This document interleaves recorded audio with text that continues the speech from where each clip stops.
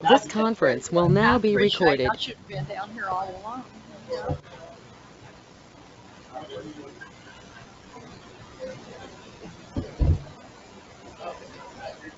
Am I good? Hey, it's 6 p.m. Donna, don't look like that. And we're going to start our meeting right now. It's a notice of visioning budget workshop of the Rome City Council. And we have a quorum here, and it will be live streamed. There's call-in numbers if people want to call in. We're going to start this meeting really quickly, and it may go on for too long, but we do have a quorum here, and we have a new guy in town that's going to do our invocation. So, sir, we appreciate it.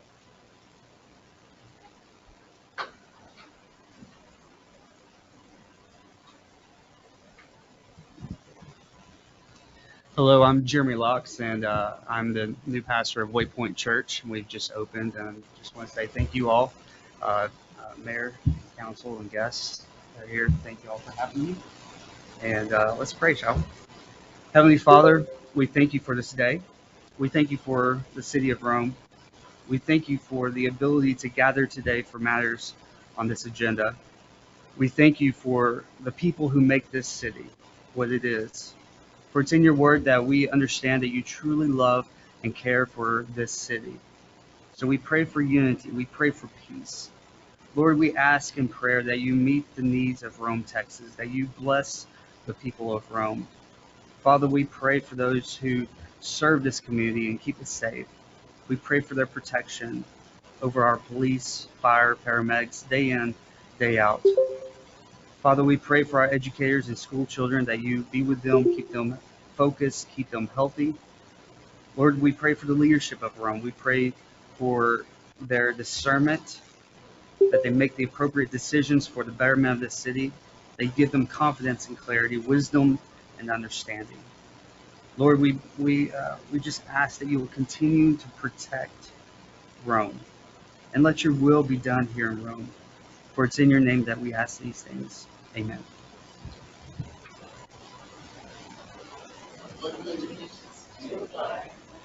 United States of America, and to the republic for which it stands, one nation, under God, indivisible, with liberty and justice for all.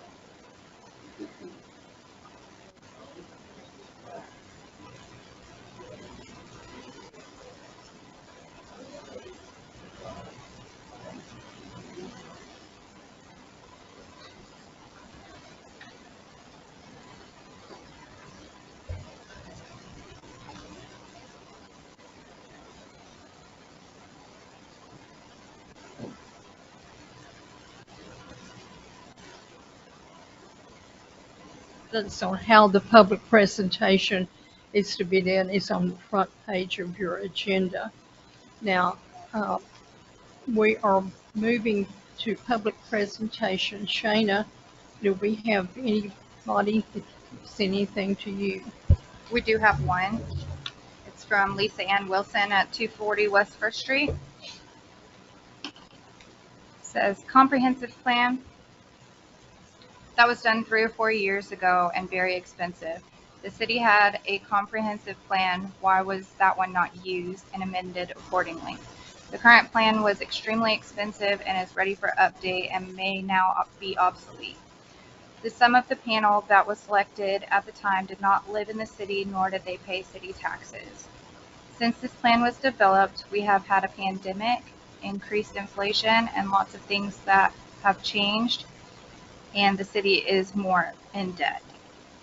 Now it is time to think outside of the box and ask citizens what do they want for their town and actually listen to their answers. They may not share your spend mentality. The traffic study that was done a few years back before ruling B is now outdated. The core values for the city, yes, that is a good idea to establish, and I do feel the current governing body has the right to establish these values. But I do think it would be beneficial to include our taxpayers' opinion by polling them on our webpage or social media. Their knowledge and input is invaluable. please reach out to them and heed their suggestions. The values should symbolize the foundation and the heart and soul of our town. Bonds. We need transparency. When bond amounts are listed on the interest being charged should also be shown. The past 2 years or so, bonds have been tried and failed.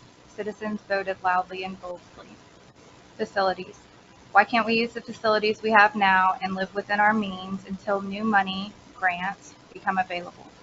This has been over 2 years since various estimates have been made. It is time to start over with new estimates and a new perspective. Citizens deserve clarity regarding city information, for they are noticing high cost spending and they need proper information on how their tax money is being spent. Also, why with the upcoming election would you schedule a meeting of this kind until after the election when we may have new people on our governing body? Thank you for your time. Lisa Ann Wilson. And that is the end of speakers. Okay, do we have anyone on the telephone or anywhere that wants to speak? We didn't have any requests. Okay, I didn't know if they were sitting there, Okay, we're going to move along to council announcements. Anybody have anything they'd like to say or whatever? I do, Mayor. Okay, Okay, thank you. Since we weren't convening last week, I just do want to recognize it's better late than never. Last week was National Volunteer Week, so I'd like to thank all of Rhome's volunteers, our fire department volunteers, our Parks and Rec, our P&Z, everybody that's volunteered to make this city a better place. So Chief Fitch, our P&Z Chair Steve Knight, and our Parks and Rec Chair Kaylee McCabe, if y'all could please convey to your team our appreciation for all of your work and your dedication and volunteering. We definitely listen to y'all. This council takes everything y'all say, and we do listen to you, and we make our decision based on your recommendations. So thank you to all volunteers of the city and all volunteers everywhere. Thank you.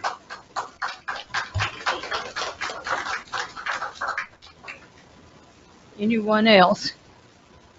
I do. Ashley, go for it. I would like to just say thank you to the citizens who put on our Easter egg hunt last on the 16th. It was amazing, and thank you to all the citizens that came out. It was a great event to see all of the smiling faces.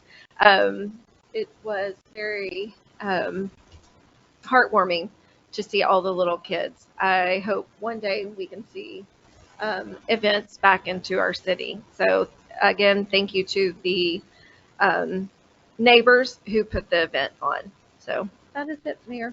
Thank you. Anybody else? Well, along that same way, I'm going to jump on Ashley's train. I put down, I want to thank the private citizens who organized such a wonderful Easter egg festivity. We had approximately 180 little guys there, and many adults came with them. You know, we couldn't count them all, but they had a wonderful time. And special thanks to all who donated items for this event. This breathed life again into our family park. I hope Rhome festivities will soon begin again. The citizens deserve it, and they do want it. And also, inasmuch as this will be my last meeting, and I don't want anybody to clap, I want to thank all that have supported me. I was not able to accomplish all I had hoped to do because of limitations placed on me, but I was able to get a $350,000 grant, which Cynthia worked hard to fill in the blanks on all that good stuff that came along, and it will be used to bring one of our wells back online and help with water sewer lines. Also, we now have fiber optics in Rhome, and I hopefully returned some trust. Again, I apologize for this meeting being scheduled for tonight with such a lengthy agenda. I have requested the city administrator to keep our meetings around 2 hours. That did not happen tonight, is our meeting is scheduled for 5 hours. That's why you see food around. So much for my guidance. I also think this meeting should have come after the election. And if we have new blood, fine. If we don't, it would still be appropriate. Early voting in the nonpartisan municipal election began today. I see Sam has a I voted sticker. Hopefully all y'all will have one before the election is over. And I want to thank everybody. Anybody else? Chance to speak up. Okay, then we're going to move into the meat of this meeting, which starts out, and Cynthia is going to be our master of ceremonies on all this stuff. And if anybody wants to move to get closer to the monitor, now is the time on the thing.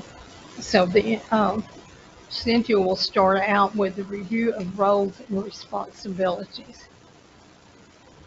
Okay, thank you, Mayor and Council. Yes, it is a long meeting, and I appreciate your time, just like last year. As a reminder, we did try to schedule this for Saturday. We just couldn't find a Saturday that worked for everybody, and so we scheduled it for a nighttime meeting.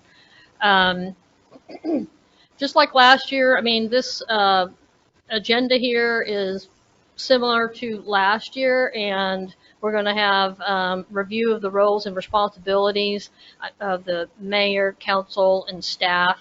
We're going to brainstorm and identify some core values. We'll review the comprehensive development plan and departmental accomplishments and priorities. Those all go hand in hand. And then we'll get to the detailed department. I'm going to have some high-level slides, and then we'll get to the detailed department priorities. We're going to have a bond debt discussion and facility scenarios, and finish up just with any high-level feedback, but primarily, and then wrap up. And there's a budget calendar at the end just to review that. If you remember from last year, this is really, the budget process starts, I mean, February, March, April, and it is, you know, an ebb and flow and evolving conversation as we go, all the way up to September when we actually adopt a tax rate and a budget. So there's a lot of conversations that happen prior to that, and really the purpose of tonight's meeting is primarily kind of that, I'm calling it Operation Download. So it's just a lot of information. When we look at, if I can see, this is the presentation that Carvin gave last year, and I just shortened it a little bit, and just to review the roles and responsibilities. So this is an oversimplification, of course. The mayor.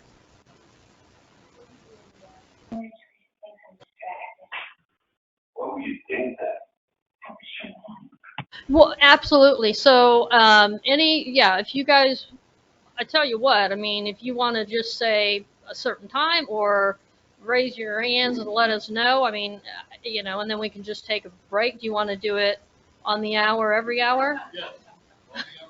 On the hour, every hour. Okay. That's what we will do. Remind me when. Remember, we only have one bathroom. Huh? Remember, we only have one bathroom, so hurry. Okay. Well, and as a reminder, we are recording this, so if, you know, somebody has to get up and, you know, come back in, you're not going to miss anything because it will be recorded and it will be on our YouTube channel. So this is really an oversimplified view. The mayor and council, you guys are the visionaries, set the goals, you make policies, and in short, staff implements those policies and manages the day-to-day operations. So the role of the council is a financier, employer, buyer, policymaker. And what that looks like, I mean, I'm just going to use policymaker. You identify the needs of the citizens and formulate a plan to meet those needs.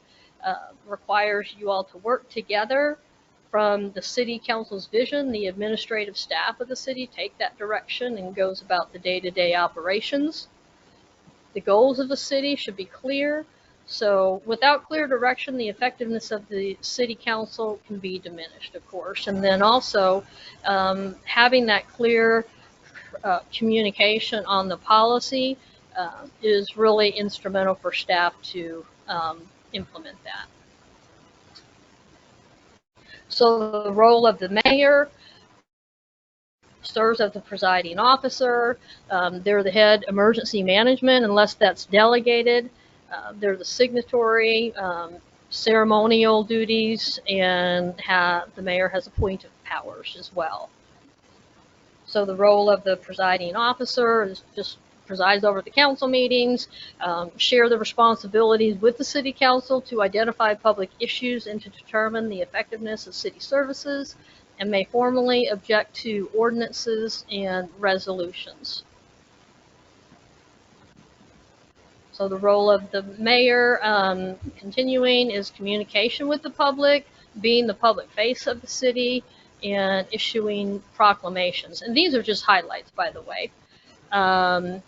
And then the role of the city administrator basically manages the day-to-day operations of the city, providing advice and information to the mayor and council, as do all department heads, and then implement city policies.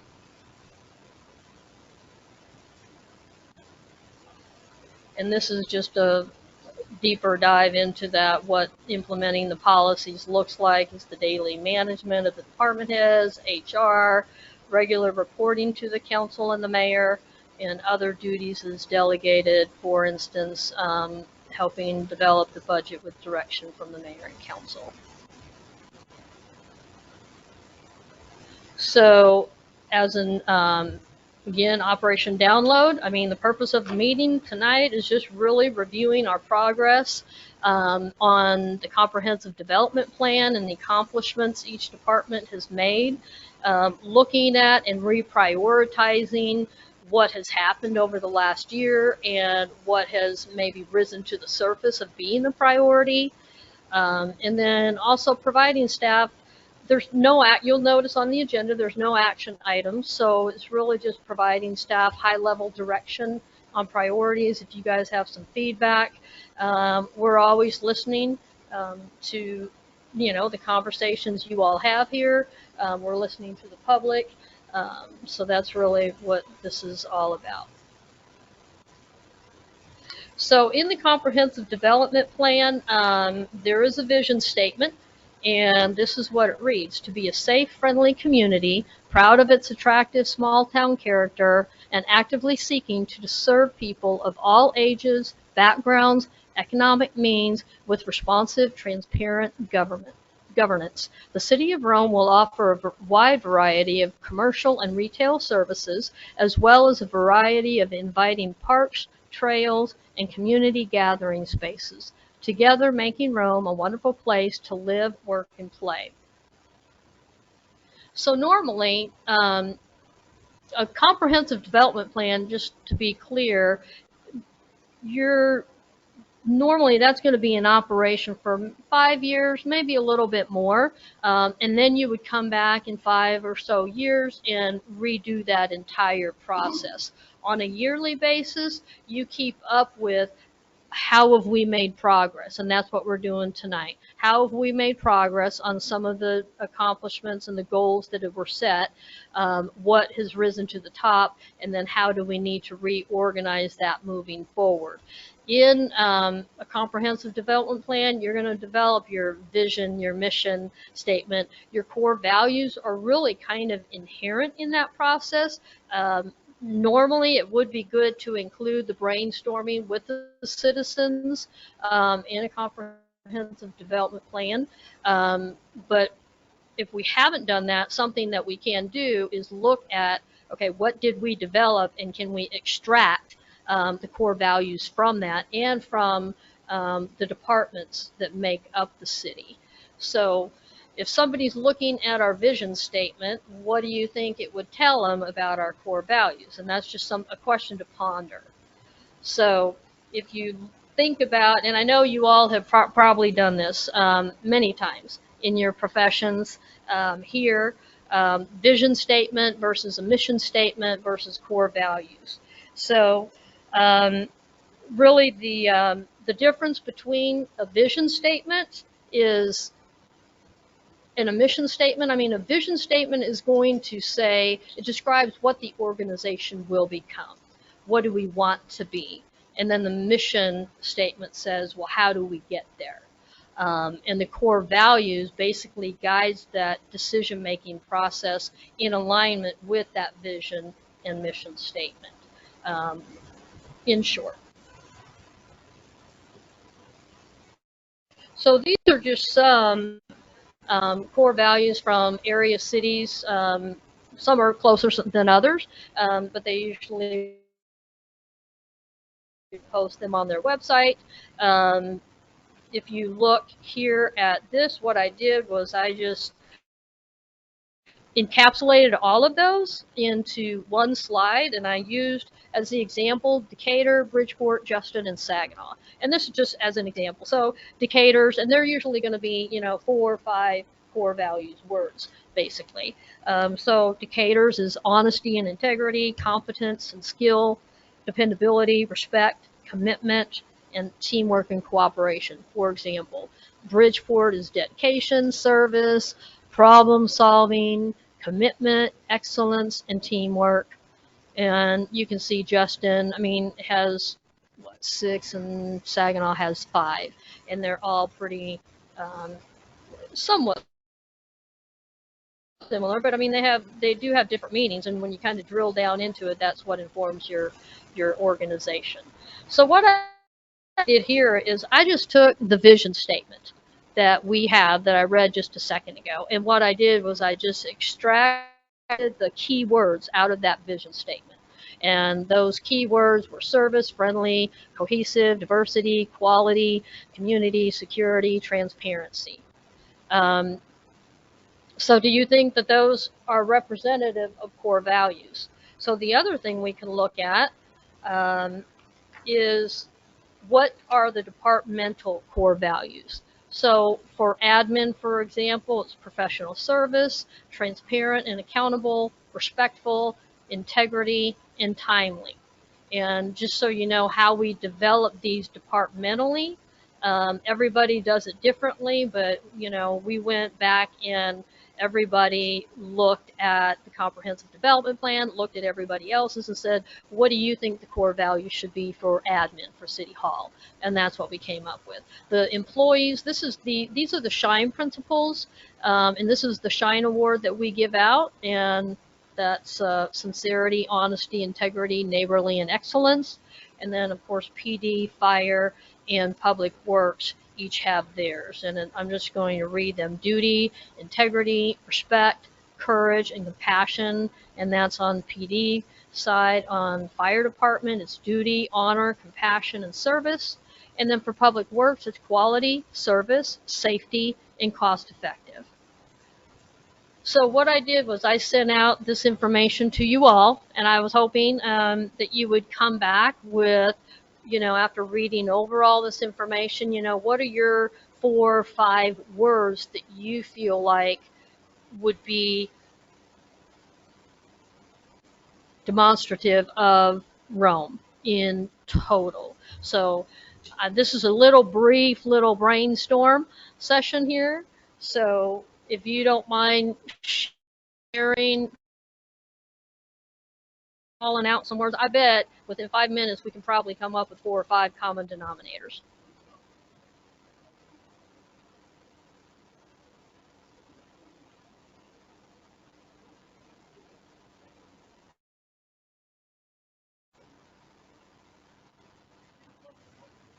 These are theirs.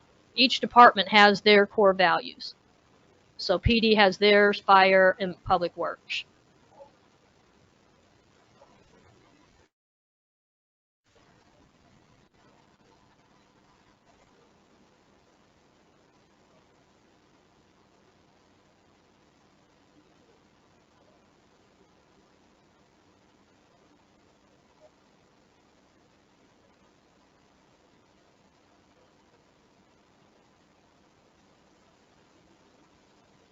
Hey Sam, do you want to get on the mic? Sorry. Oh, yeah, thank you.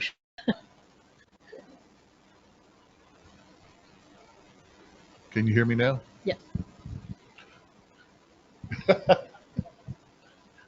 No, I sit there and I read these words and I know that these people are they're living these principles. Okay. Your first responders, public works, admin, because I see these words and it's like, yes. And these are things that I observe in all of them. I think absolutely every one of them are core values that the whole city should try to live up to. That I mean, we should encourage in everyone, not just the city council, not just staff, but I mean these are all great principles that everybody should live up to. Um, but to choose 5 and say these are the top 5 that we as the governing body should choose, that's going to be tough because these are all good. Well, I These are all guess, good so values that you're and I listing. hear what you're saying, but so just if you look at those, you probably can find 5 that are common denominators just off of that. So based on what I'm hearing you say. I think for sure transparency and accountability would be an important one. Okay.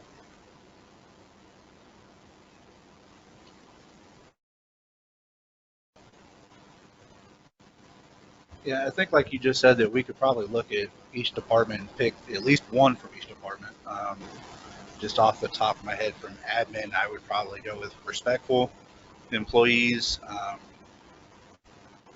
probably neighborly, police department, compassion, fire department, service, and then public works, quality. And I think that way we, as a city, cover the entire departments, but also, we're representing everybody the best we can. So. Yeah, but I'm sitting here looking at how do you not put cost effective on there? How do you not put honor? How do you not put duty? Right? Because you stop and think that all these elected officials here, we're volunteers too, right? And we have a duty to the offices. So again, how do you pare it down to 5? Because I can't argue with anything that Josh said.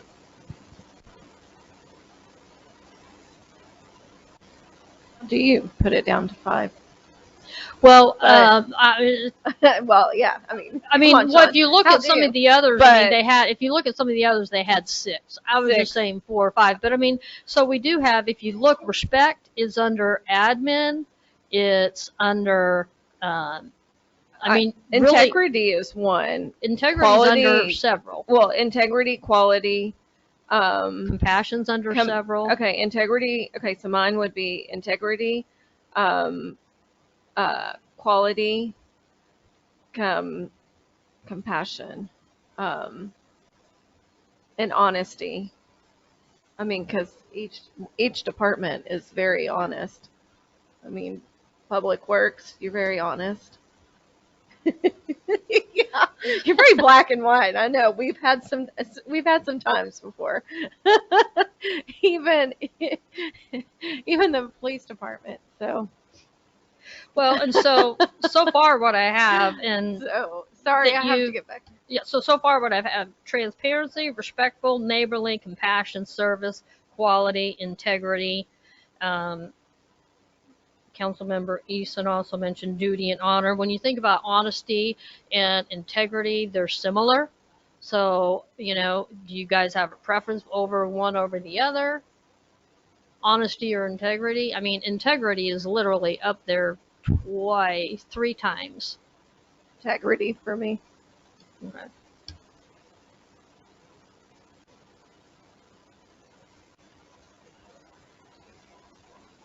I'm sorry, Sean. I did this while I was eating nuts. Yeah. Well, and Mayor, that's a good question. I mean, and that's something for y'all to ponder. I mean, what's the difference between honesty and integrity? I mean, they're similar, but there are some differences. So, I mean, if you think the differences are enough, then, you know, you could have both. I'm just trying to say if we try to whittle it down a little bit. So far, we've got 1, 2, 3, 4, 5, 6, 7. And again, It was transparency, respectful, neighborly, compassion. See, I think neighborly, compassion, those are similar. So if we take off neighborly, right? So then we've got transparency, respectful, compassion, service, quality, integrity. That's 1, 2, 3, 4, 5, 6. Councilmember Priest, I hadn't heard from you yet.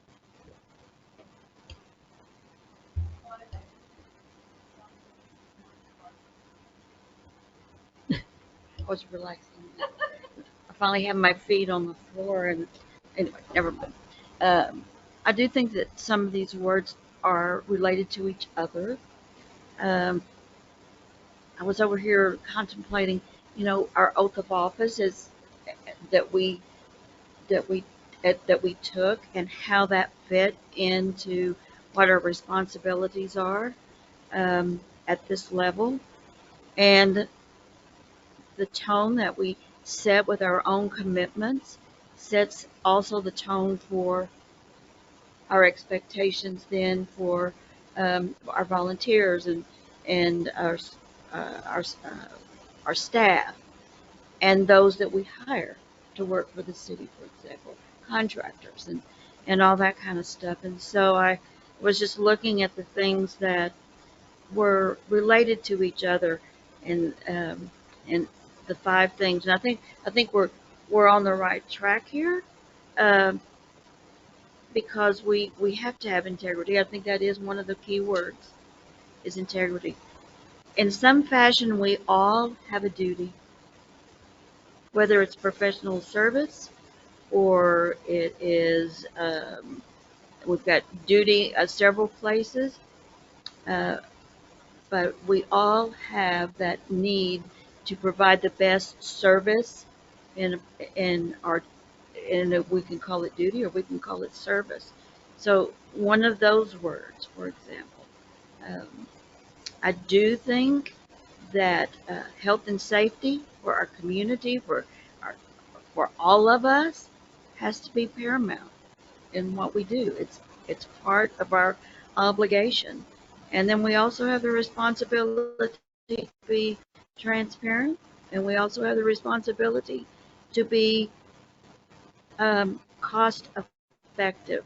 That doesn't mean stingy, because there are needs that have to be met, and dadgummit, if with all the stuff that's going on, the prices are going up higher every day.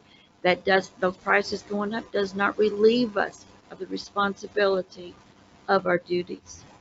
And so it's that constant look, and we are the business folks. That's what we are on city council. Elaine, I'm sorry to interrupt just for a moment.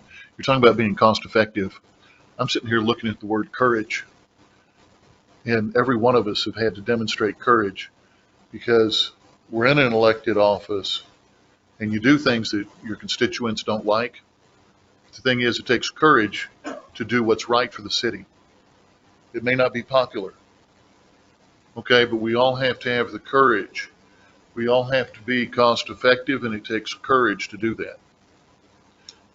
Well, I have a special place in my heart for those that are first responders and fire folks and police department, because I've had it in my life with my own family. And so they look at duty as, a blessing. They look at duty as what's at the very soul of what they do. And we don't do the same things for the same reason, but it's at the root of the oath that we took. And so there is a duty that we have there. So those are my 5 words. So here's what, so on the duty, I think we're all in agreement. A lot of these words have a lot of different meanings. I mean, if we dig deep down, and this is good conversation that we're having, I mean, on the courage and tying that to cost effectiveness or fiscal fiscally responsible. So on the duty and service, you kind of drew the correlation between those two. So those are very similar, and we could use, I think we could interchange either one of those. I would say on the health and safety that you mentioned, quality kind of captures that as well. So if you, do you guys have, so let me get back up. Service and duty, do you have a preference between either one of those? Service, okay. So we're going to say, oh, I think we're going the Reserve same. duty for police and fire. But it's not a duty to come in for admin, you know, like, duty just seems, no. okay. I don't, hard. Put it lightly. Okay, so and then on quality or health and safety, do you guys, I mean, I think they both capture that, and quality goes probably a little bit, really kind of ties to the cost effectiveness. But between the quality and health and safety, I mean, is that a good word to use? Quality? If we say that quality, okay, so we're going to say quality. So on the courage, cost effective, I wrote down fiscally responsible because that's has kind of the same connotation. Do you guys, on any of those three words, which one do you think is more descriptive? And is there one of the three that you would want as one of the words? I like courage. Courage, because it takes courage for you as an admin, the staff. I mean, even as Julie, I mean, courage for taking the money and dealing with people at the window every day in court, and as well as, I mean, for Fitch and for Debus and all of the men and women who serve. But are we speaking of courage for specific divisions, or are we speaking I thought of it was courage for the city? everyone. For everyone. This For is the everyone. city of Rome, you know, and I was bringing up courage in reference to cost effective and, you know, cost effectiveness, because that was one that was on there that you mentioned. I think it does kind of tie cost effectiveness kind of ties to quality as well, but then you tied courage to being cost effective. Well, every department is charged with being cost effective. Right. It's not just the business group here. It's every department is charged with that, and so I like the words that you've chosen there. The cost effectiveness? Yes, I do. Okay.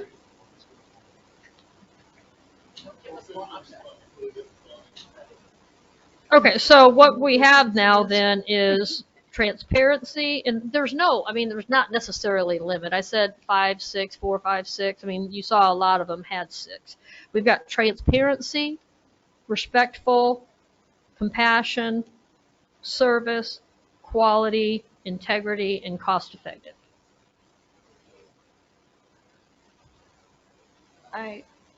Did you guys have something you were going to add there? Okay. Well, I was having trouble hearing. So You want me to read that again? if you don't mind, please. Okay, so what I've got is transparency, respectful, compassion, service, quality, integrity, and cost effective.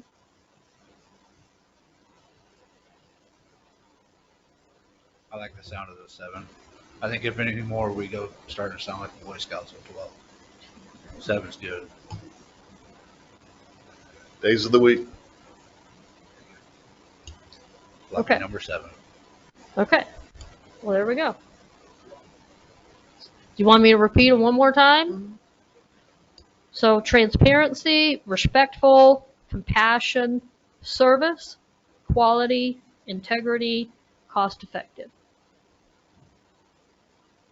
Okay. See, that was easy.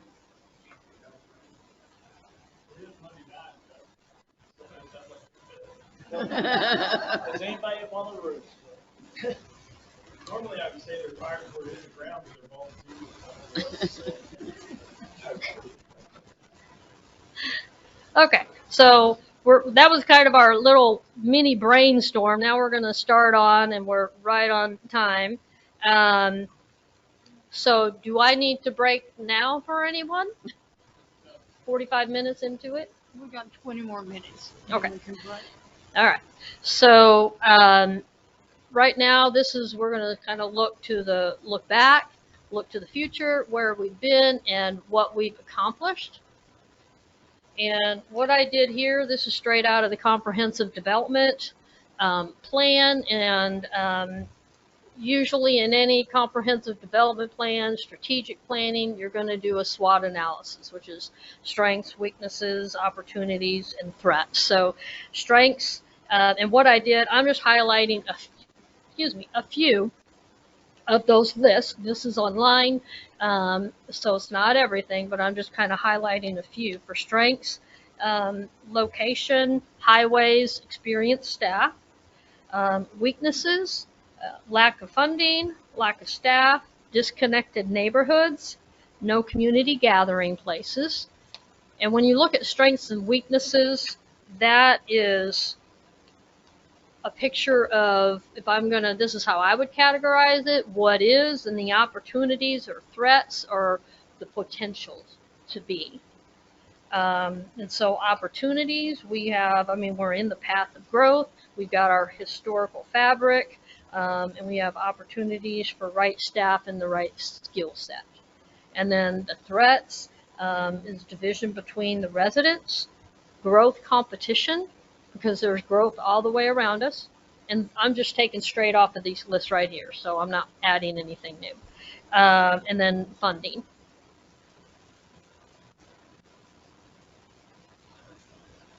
So when we look at city administration, some of the accomplishments over the past year have been increased communication, and that's continually updating the website, adding content to the website, increased accessibility, live streaming these council meetings. Facebook has grown from approximately 1,000 likes back in 2020 to almost 1,600 currently. And that usually happens when you're regularly posting on Facebook. And the purpose of Facebook is really to try to point people back to the website where they can find additional information. We have reinstituted the newsletter. It's a quarterly newsletter. We've recently done some council recaps. There's some other ideas out there that we are thinking about as well. And of course, we did establish the YouTube channel, and we're constantly trying to develop additional content. Of course, we post because of the live streaming, and it was a blessing and a curse, the pandemic, but it allowed us to go to a digital platform, and that digital platform allowed us to record those meetings. And then adding the capability to live stream when we went back in person lets us continue to not only post the meetings, record them, but let people participate in person or from home. So increased efficiencies and streamlined services. We're launching a new financial software upgrade, which will take some time, but at the end, it will be very positive and will increase the amount of graphics that we're able to share online and do them automatically. Records management has been ongoing. We are really emphasizing across all departments, digitizing paper files and getting them on Laserfish or getting them just copied and reducing the amount of paper that we use. Managing through staff shortages. We've had some turnover this year, and certainly in City Hall for reorganization, trying to figure out, okay, we all wear so many hats and do so many things, but how can we reorganize this to make the most of every person in the organization? And additionally, internal promotions, and not only at City Hall, but other PD has been doing internal promotions as well, as has Public Works. And the implementation of postcard utility billing, which is really, I think, positive on for everyone. I know, Mayor, you talked about that, and the staff was analyzing this, and I think it's working well so far. Economic development, we've been an ongoing evaluation and updating of our codes of ordinances and zoning ordinances.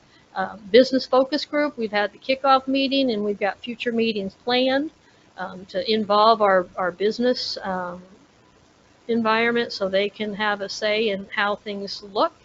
And also the development review committee meetings. So what these are these are just internal meetings that when we have, whether it's a replat or it's rolling V or just somebody looking to redevelop some property. We did the rezoning of Main Street, for example, and those folks over there. When somebody's asking questions, what we try to do is make the most of everybody's time and get all the departments at the table, and so they can ask the questions and we can give them general guidance as we're going through that process. So it streamlines, it reduces the back and forth, and helps everybody understand what the requirements are in our ordinances. And they can be confusing because we are constantly looking at them, and as you guys have specifically noted as one of your goals is to reduce the inconsistencies and really get those aligned. So this is a chart that shows the number of ordinances passed by year. So I'm just going to point to the last couple of years. You can see how many we've had per year. I mean, here's one back here. I think this became a council priority in the comprehensive development plan, the planning going up to that in 2019. And so you can see where we've been making progress on that. And what that does, I mean, how does that impact economic development? Well, developers want consistency. They want to know what the expectations are of a city when they come in and try to open up a business or build houses or whatever they're going to do. And so the more we can have ordinances that make sense and are consistent, the better it helps them. So that's why I put it under economic development. So I'm just going to go over high-level departmental accomplishments. They're going to go over some of them as well when they come up, and they'll go into more detail, each one of them. But for the police department, they have inventoried the evidence room, and they've implemented a barcode software program. They have auctioned off, as you guys know, the 11 vehicles that were, we closed the impound lot, and so we auctioned off all those vehicles, and they've replaced aging radio equipment with new portable radios for each officer, as well as mobile radios, and they've added 3 additional body cameras and a DVD burner for case preparation, began hiring new officers and standardizing their uniforms. And it's down here on the bottom right is they've really expanded their community outreach. And I know this has been a big goal for the council as well. We weren't able to do the National Night Out, but when they came back and did it last year, they did it bigger, better than ever before, and did a great job on that. They instituted Coffee with a Cop, and they are regularly, all police officers are regularly patrolling and really placing an emphasis on community policing. And I know that that's been a priority for the mayor and council members. So Rhome Fire Rescue, goodness, they have been really busy. So the total man hours you can see for 2021, I mean, it's 17,000. So location between 3433, 287, and 114 is great in one sense, but it's a lot of work with the amount of traffic on those. On education, they have been very involved in CPR initiative that they've done and their professional development initiative. I believe they've trained all the staff on CPR. So all staff is trained on CPR. They've had a 28% increase in emergency calls in 2021. Of course, the completion of the ISO, which is a big task right there. They've added radios through the ARPA funding. And I put this down. I mean, they have their boot drives, but with COVID, obviously they weren't able to do that. So they've been able to re-implement their boot drive. On the water wastewater side, the wastewater system improvements, the East Wastewater Treatment Plant upgrade is substantially completed. We saw some supply chain issues. So on the punch list, there was one item a big item that we were waiting for. We did get it. So we're wrapping that project up. And the next stage of that project, just as a reminder, will be replacing some of the clay pipes with the leftover from that bond amount of 2.6 into replacement of clay pipes. And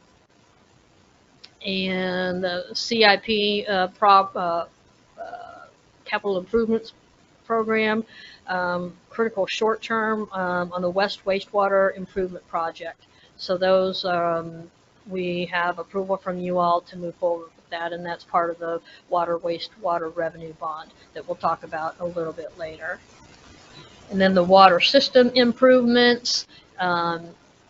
Sean's done a great job. We pay a pretty penny for our water from Walnut Creek, and we do have a combination of surface water and well water, and so he's really been focused on increasing the well water production and what we get, which is a whole lot cheaper for us. The Walnut Creek water contract, we're going to be bringing that to you guys pretty soon to extend that contract for another 10 years and increase our purchase availability. Right now we have a current contract to get 1 MGD, and we're going to increase that to 1.5. Well number 6, as the mayor mentioned earlier, improvements to bring that back online are going to be made possible by the CDBG funding, and that project is ongoing. The Rolling V Ranch Wholesale Water Agreement, that was a long process. It's a sub-agreement underneath the developers agreement, and part of that agreement, you guys may remember, is $1 million capacity fee to improve the water system.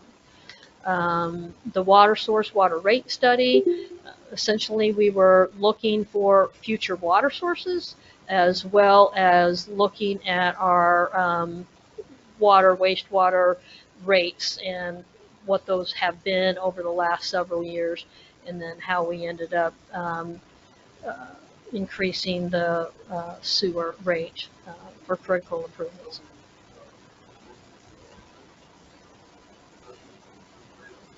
Yeah, so on that, yeah, and Sean will talk more about it, but on diversification. So we identified there were 3 options, and I think initially coming out of that, we were looking at Fort Worth, but then we started looking at, timing is always an issue, so we followed that, and it's yes for Fort Worth, it's yes, but not now.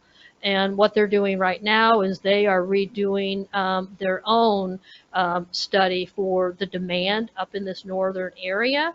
And after that, then they're looking at, that's when that's going to probably come online. So that's when we went to Upper Trinity, and we have had conversations with Justin and Upper Trinity, and that's still in the works. It's always a timing thing.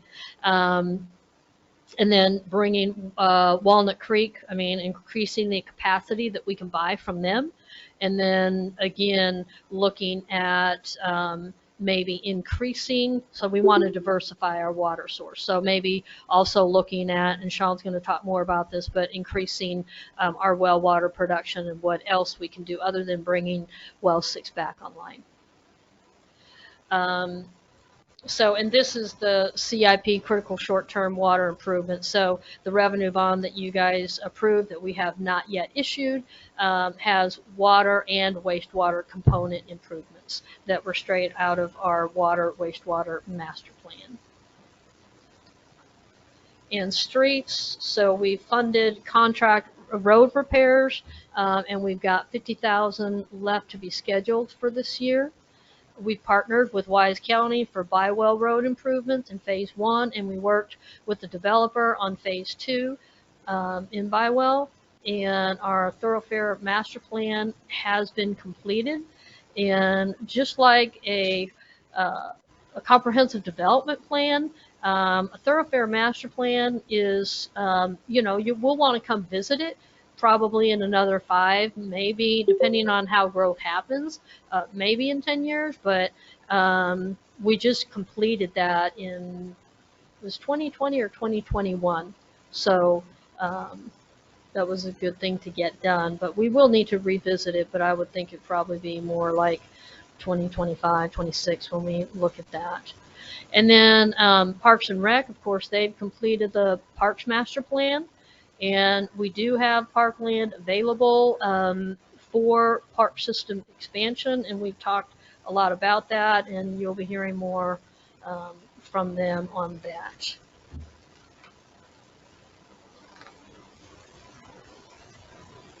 Cynthia, it's now a good time for a break. Yes, Okay. it's an hour.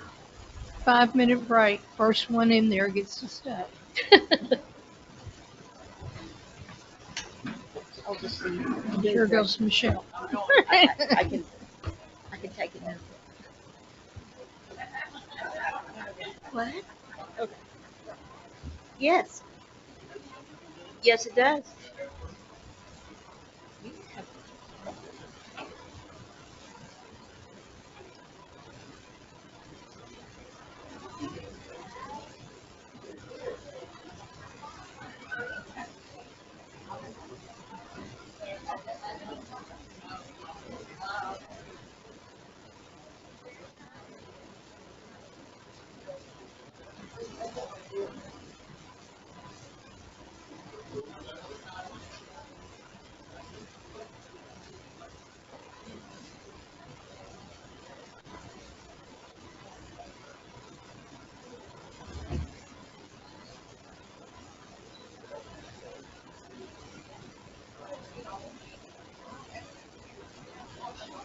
Well, Michelle has pretty much, well, no, she put some out here. She started on it early, you know.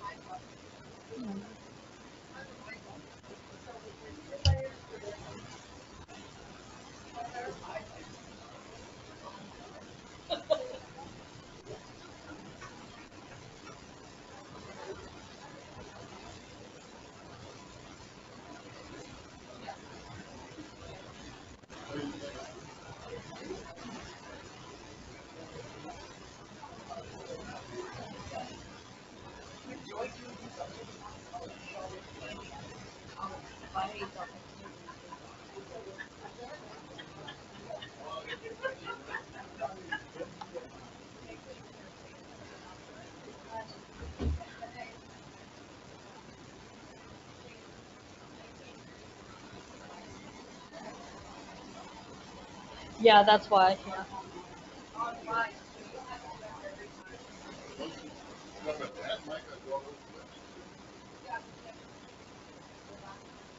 Yeah, they can only, that's why I'm always telling you guys to speak into the mic.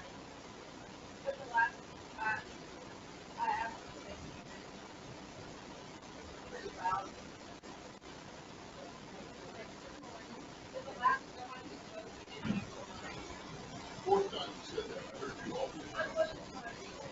Really? I heard you all 4 times. Okay.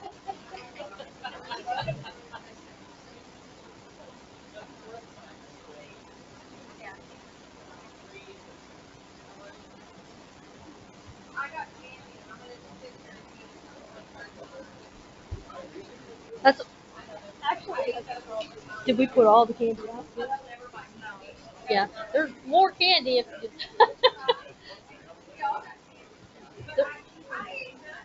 there's more.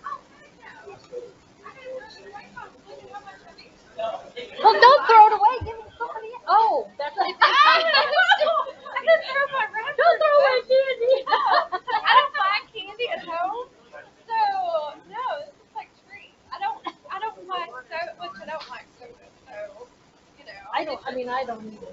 I'll only But drink she Coke. got it in her desk. But She got it in her desk, and I'm like, okay, I need chocolate. yeah, It's I over tell here. you, when I go to Joanne. Oh really? Oh yeah. Oh my goodness. Well, I am, but I resist. So that's why I don't keep it home. 'Cause I would eat it. Yeah. That's it. No, it's like a treat. So like when I go to Joanne's house, I like when I go to your house, like she has little bitty like sodas, like little mini cans. I just rush it. So I'm like, oh yeah, let me just have one. Let me just have one. So, like,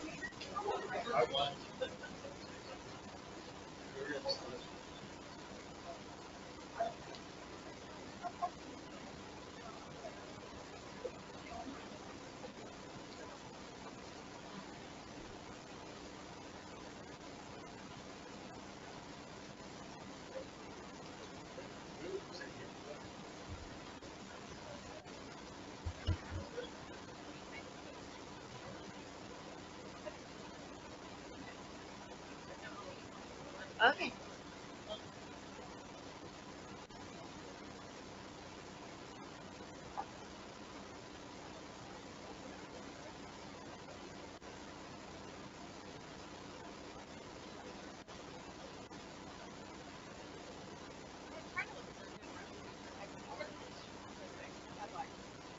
Little big thing, like 18, you know, whatever.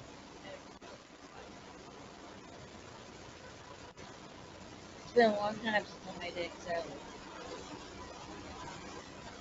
I don't have kids. I mean, they come visit, but they're not there Well, I was eating. like, what, you know, instead of throwing them all out, I would take like, Yeah, that's a good idea. and then I would make something else. Mm-hmm. Yeah, I'm big on deviled eggs. Yes.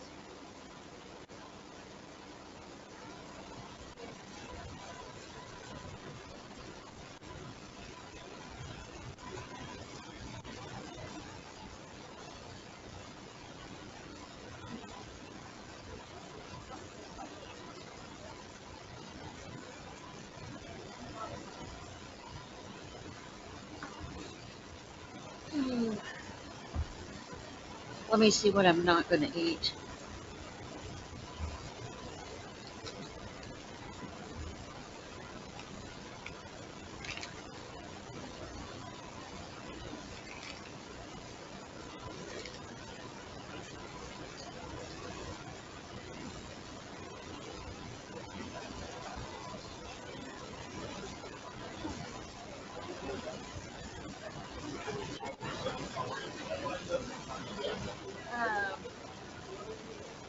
There's times when raspberry I bun, saw you working in the but garden the other day. What's up there? he's got his TV and I'm on mine. Oh, I think we're aware when it's time, you know, to do you know, but you have to understand when we were together, just about. Good, thank you. No, thank you. Oh, yeah,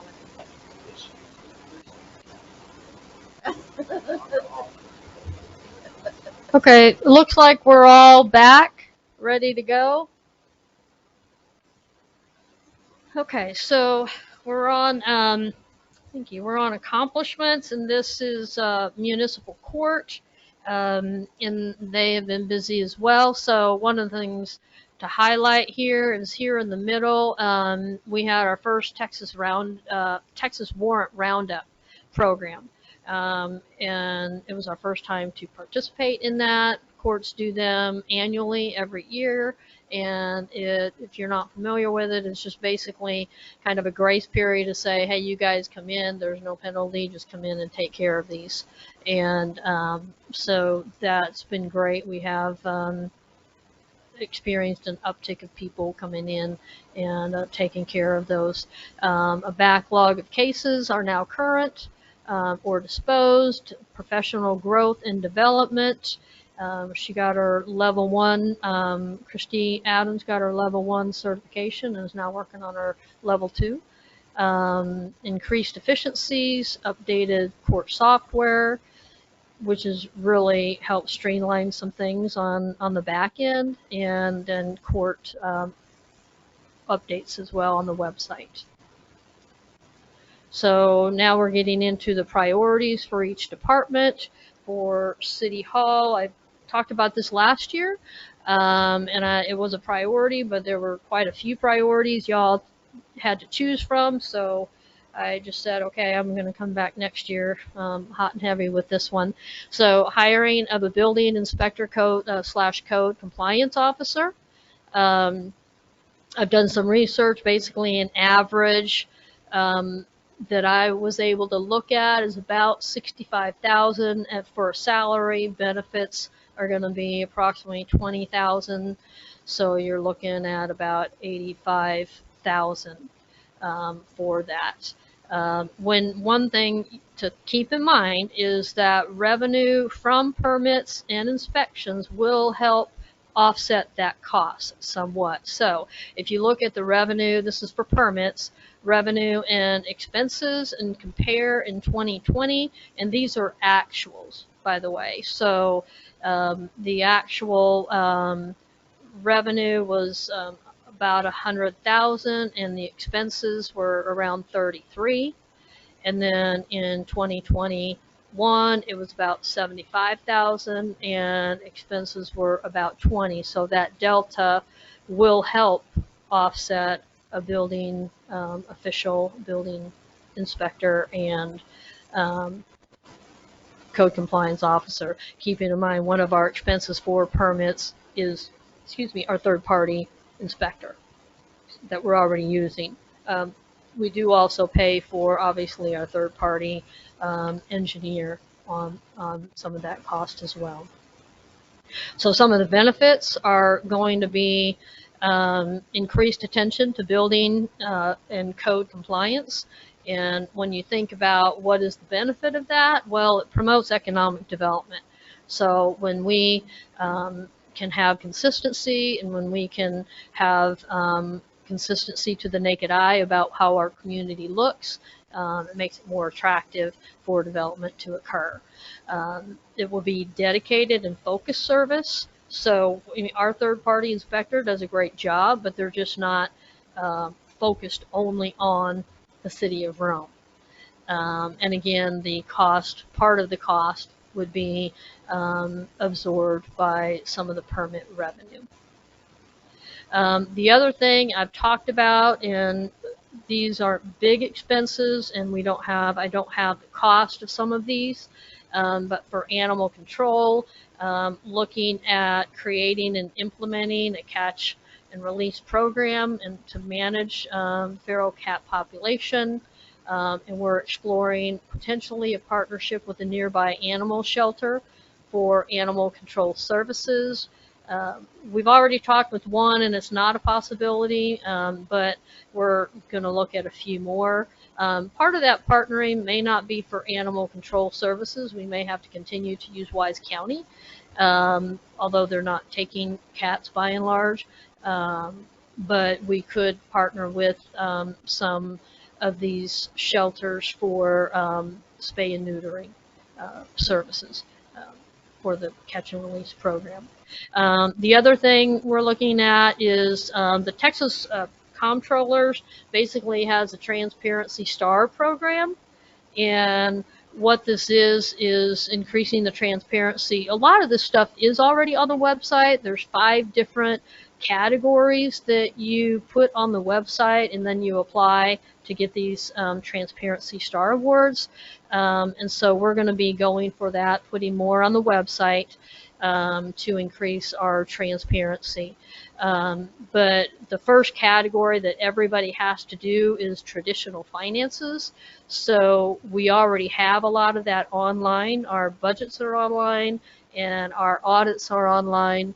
And there's a few other things, but you just need to have them all in one place. So we're going to be working on getting that first star and then getting some other stars this next year for transparency.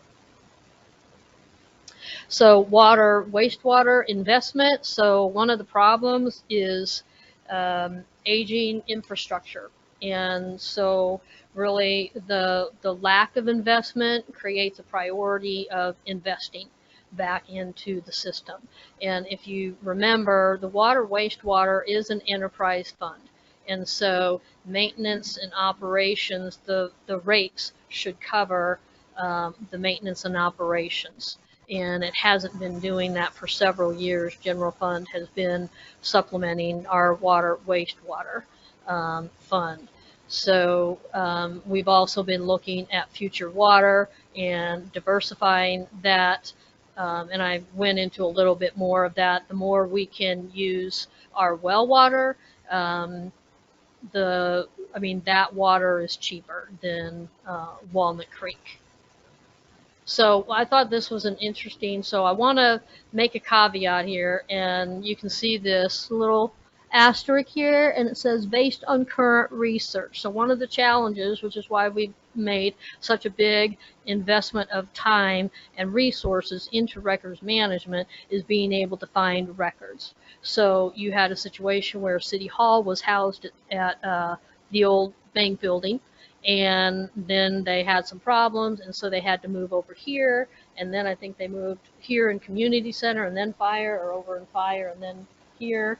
A lot of moving around, and with that moving around, a lot of the records were moved around as well. And so anyway, there's a lot. I'm still trying to piece together a lot of information. So with the research and the information I have right now, this is what our investment has been over the last 32 years. And again, I caveat that with so far what I've seen. And I'm going to venture to say that water, wastewater improvements are large capital expenditures and would probably require a bond. So if you look right here in 1991, so let me back up. In our bond debt, we have a bond debt for 2016, and we always say it's for refunding bonds. So what they did was they got a better interest rate in 2016. Well, I did research to find out, well, they did a refunding of our debt back in 2007. And that refunding of the debt back in 2007 was from a 1991 GO bond issuance. And that was $325,000 of city money with a matching grant from the Department of Commerce. So that was 562 in 1991, and that's what you see here. And that was mainly, from what I can tell from the records, was mainly on the water side.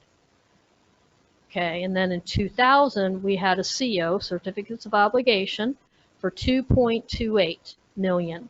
And that was actually on both water, wastewater. This is water, and this is water, wastewater. Mainly water, I think, but I think there was some wastewater in that. So in... Where's the water tower? Huh? Where in here's the water tower? Well, that's what we can't figure out. So the things we can't figure out, there's a few that we can't figure out, was the water tower, the water main from Walnut Creek, although I think this might be the water main from Walnut Creek, because this happened in 2000. And the agreement, what did you say, it was 1990? Yeah, the agreement was wrong in 1991, 1990. And then we had contracts, and we had the plans, and then we had the money. Walnut Creek, yeah, it was Yes. 2001. Yeah. So that's what you see here. This was in 2000, this 2.28 million. And then 2001 was a water line, a 12-inch water line. The elevated tower was in 2006. Obviously, that was paid for somehow, but I haven't been able to track that down. I got to think it was a big amount, and it's not a bond that we're still paying on. So I'm thinking maybe part of this went towards that, is what I'm piecing together from the records that I have. But you can see from 1990, essentially, up to 2018, we invested $2,842,000,000. So between this 562 and this 2.28, I mean, that is a long time to go without a major investment in our water wastewater system. And there may be some missing pieces here. I'm granting you that. And then in 2019, this is the East Wastewater Treatment Plant improvement for 2.6 million. So even up until current, I mean, this is 2022. We have yet to issue this bond right here, the wastewater revenue bond.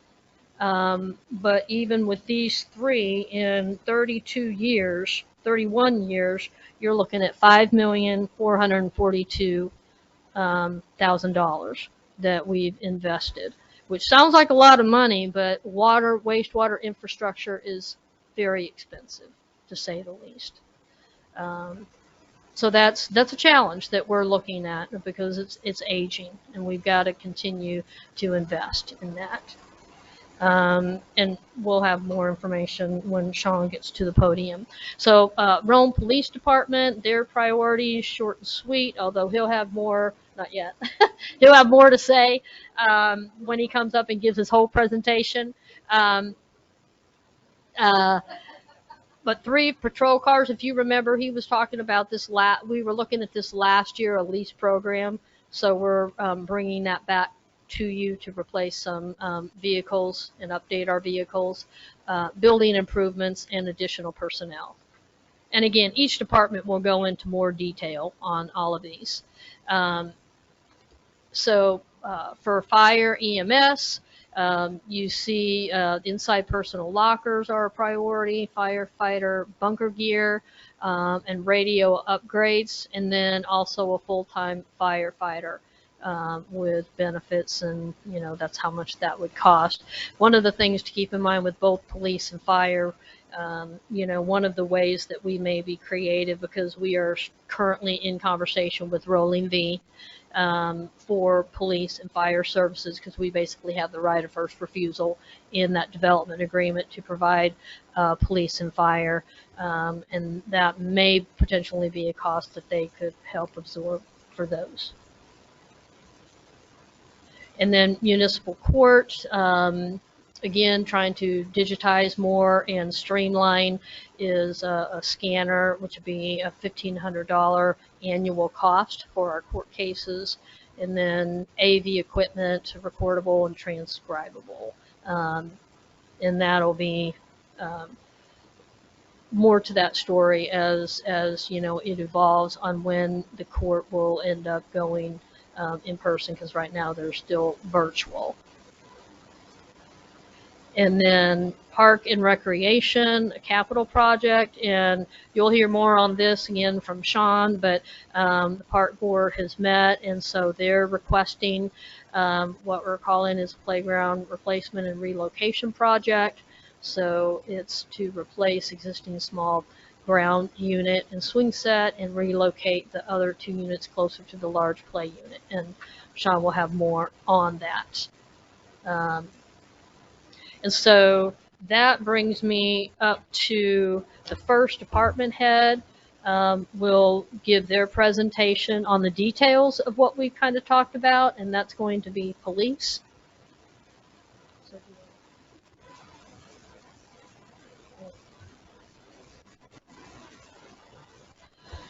We're pulling that up. Just one second. Thanks, Ms. Northup. Madam Mayor, council members, thank you for having me. It's on.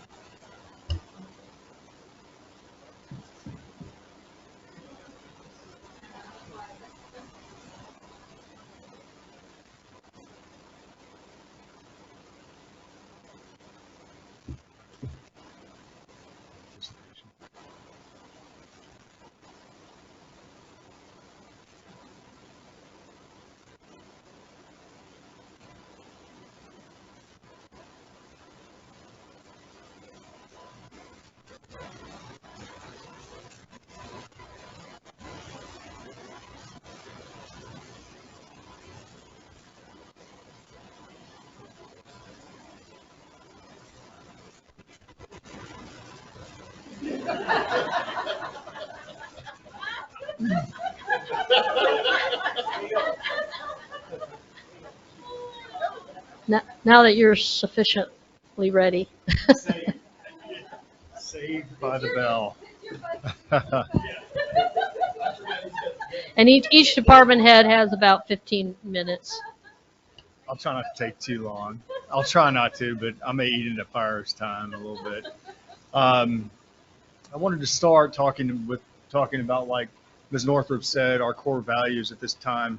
They're duty, integrity, respect, courage, and compassion. These are also, many of these are found in the law enforcement code of ethics. We have a monthly meeting at the police department. It's either led by myself or one of our sergeants. Is this better? Okay. My apologies. So what I was saying is we have a monthly meeting at the police department, and we start all of our meetings by recitation of the law enforcement code of ethics, and quite a bit of this is included in that. We take it seriously, we live by those rules, and it's reinforced every month because we find it valuable and important. So we do take these seriously. These aren't just words that are on a chart. We try to live by these every day. Part of this is how we develop our leadership crew, and right now we are actually going through a leadership book. We're studying It's Your Ship. It's a leadership book from the Navy, and we're finding that valuable as well. So anyway, to go back to this core values, these aren't just words, these are things that we try to live by. As part of this process, y'all asked that we tie this somehow back to our comprehensive development plan. And in that is your SWOT, your strengths, weaknesses, opportunities, and threats. One of the things that was brought to my attention when I first got here, and it made me happy because it's important to me as well, and that's the community involvement, because the days of a gun and badge traveling the streets is over. We have to be seen as personable people, and when you see us come down the street, it's not there's a police officer. It should be, hey, there's Rex, or hey, there's Sid, hey, there's Eric, he's the chief. We want to develop that kind of relationship with the citizens, and we're doing that by following your guide and your leadership to say, do more. So we've done that with National Night Out, Coffee with a Cop, and then what I affectionately refer to as our wave and grin squads. We don't just drive through the neighborhoods. We try to roll our windows down, get to know the citizens, and just stop out and say hi. If I've stopped out with you and you're listening and I forgot your name, I apologize. I'm trying to remember everybody, but I've seen quite a few citizens, and I do enjoy meeting you all.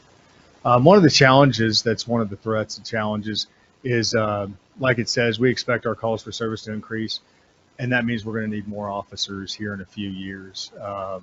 And recruiting and then retaining only the very best officers is a goal for me that I will meet head on and try to make that happen. So we want good quality officers. I've said before, I'll work harder with less than to hire the wrong people. So moving on from the comprehensive development plan, our priorities are these in order: 3 patrol vehicles, building improvements, and then additional personnel. 3 patrol vehicles would allow us to do the following: lower the increasing cost of repairs.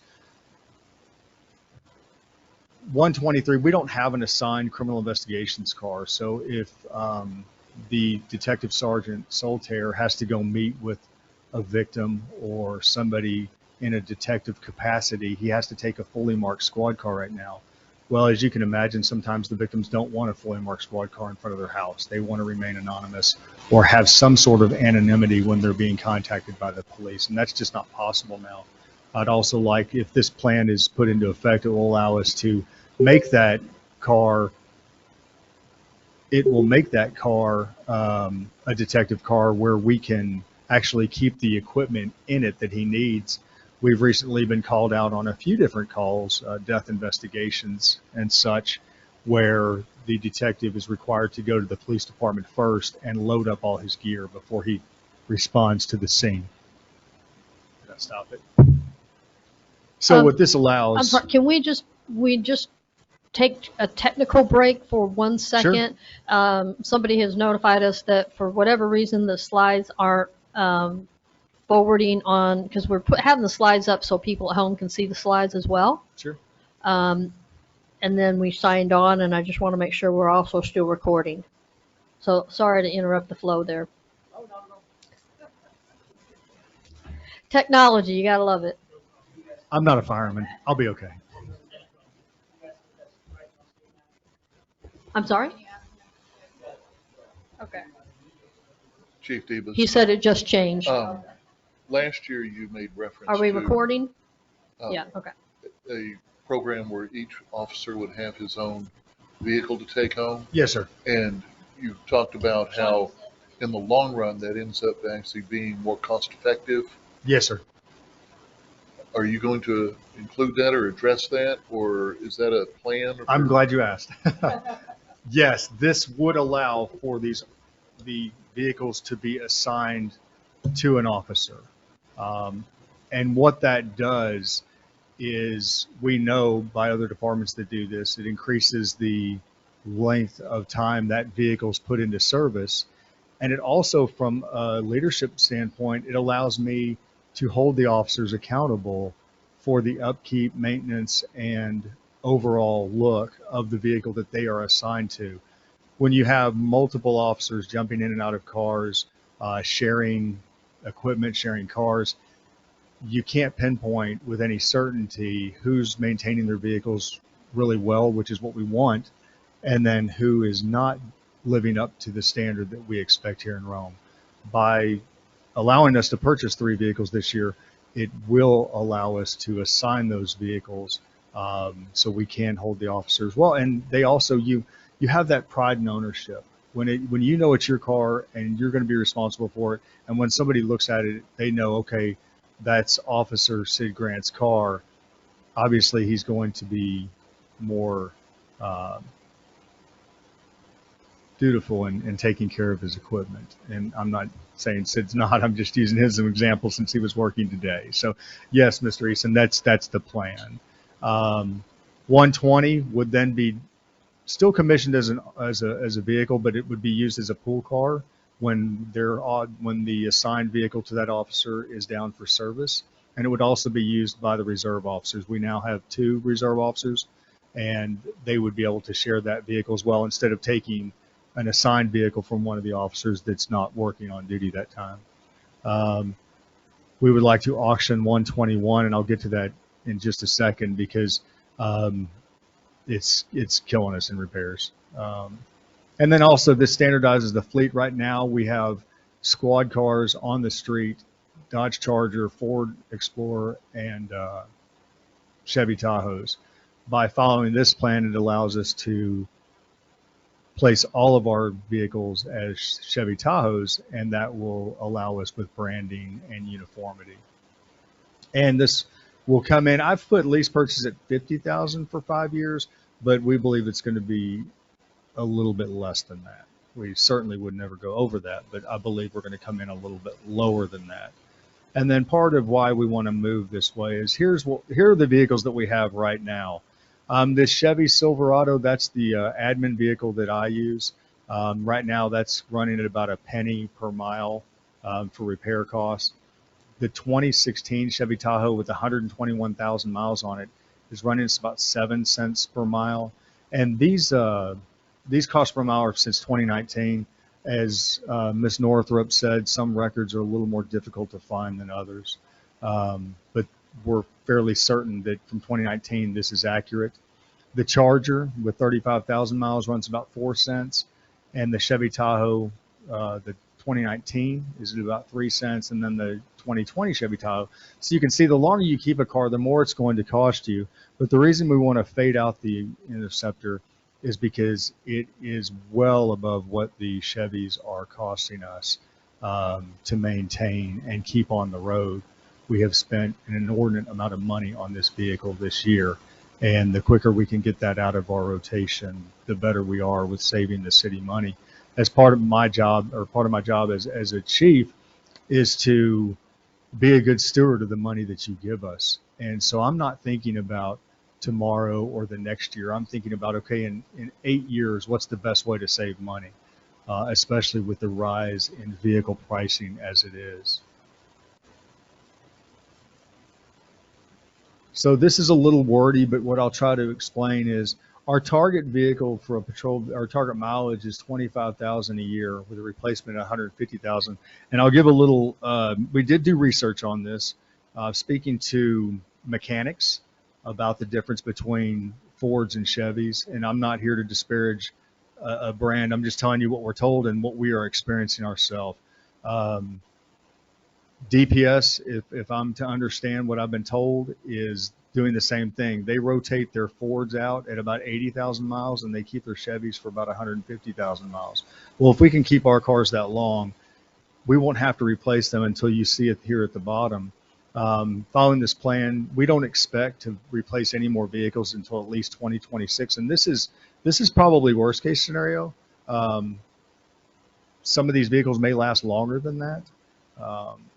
But if we add the 3, which would be 126, 127, 128, that means we won't have to replace another car for a couple of years, which would be 124, which would then go to the pool car. The 120 would drop off and a new car would replace that one. I say an admin vehicle then, but I think if I can, that truck is well maintained and it's taken care of, so it may last longer than 2026, I would imagine. Same thing with 125. If we back up, you'll see where these are. Here's 124 and 125. We're low on mileage on those right now, so we should be good.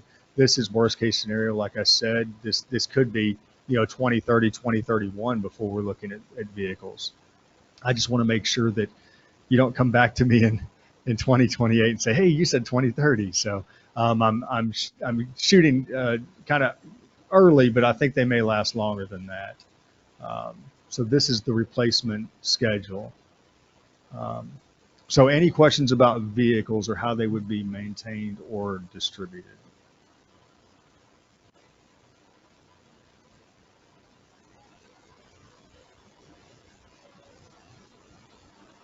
Mayor is asking. Go ahead. Yeah.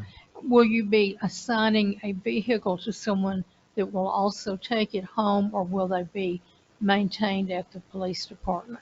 We would maintain them here at the police department. There is no plan for take-home vehicles at this time. Okay. I get that question from time to time. Yes, ma'am. I think that's a great program because it really instills pride and ownership, and they tend to keep them much cleaner and nice. But at this point, we haven't gotten there yet. And then you have to consider the difference between a take-home vehicle and an on-call vehicle. I'm the only one 24/7 on call right now, but in the future that might change a little bit where we have another supervisor that can share some of that responsibility. Okay, thank you. Yes, ma'am. So moving on, I expect to be in the building we're in now for probably 3 to 5 or 6 years, and so it is the desire. I asked my team. And I've told them, hey, let's plan to be here. Let's make the best of this situation, and let's make this our home, and let's see what we can do to make it more inviting and a little more welcoming to those that come to visit us. And so what we came up with to do that, right now we only have one bathroom, and that's shared among the 10 officers with one female officer. Not great. I would like to give her a spot of her own. When I first got there, the second bathroom had been converted to a shower room, and in the 8 months, 10 months now that I've been there, nobody had ever used it as a shower. So it was kind of an unused room. So we've actually converted that room to a record storage room because we don't have record storage, and that's pretty important. But I would find place for those records if we were able to convert that back to a bathroom to have 2 functional bathrooms. Thank you, Sean. Sean's helping me out. Yes, ma'am. That room that's the shower.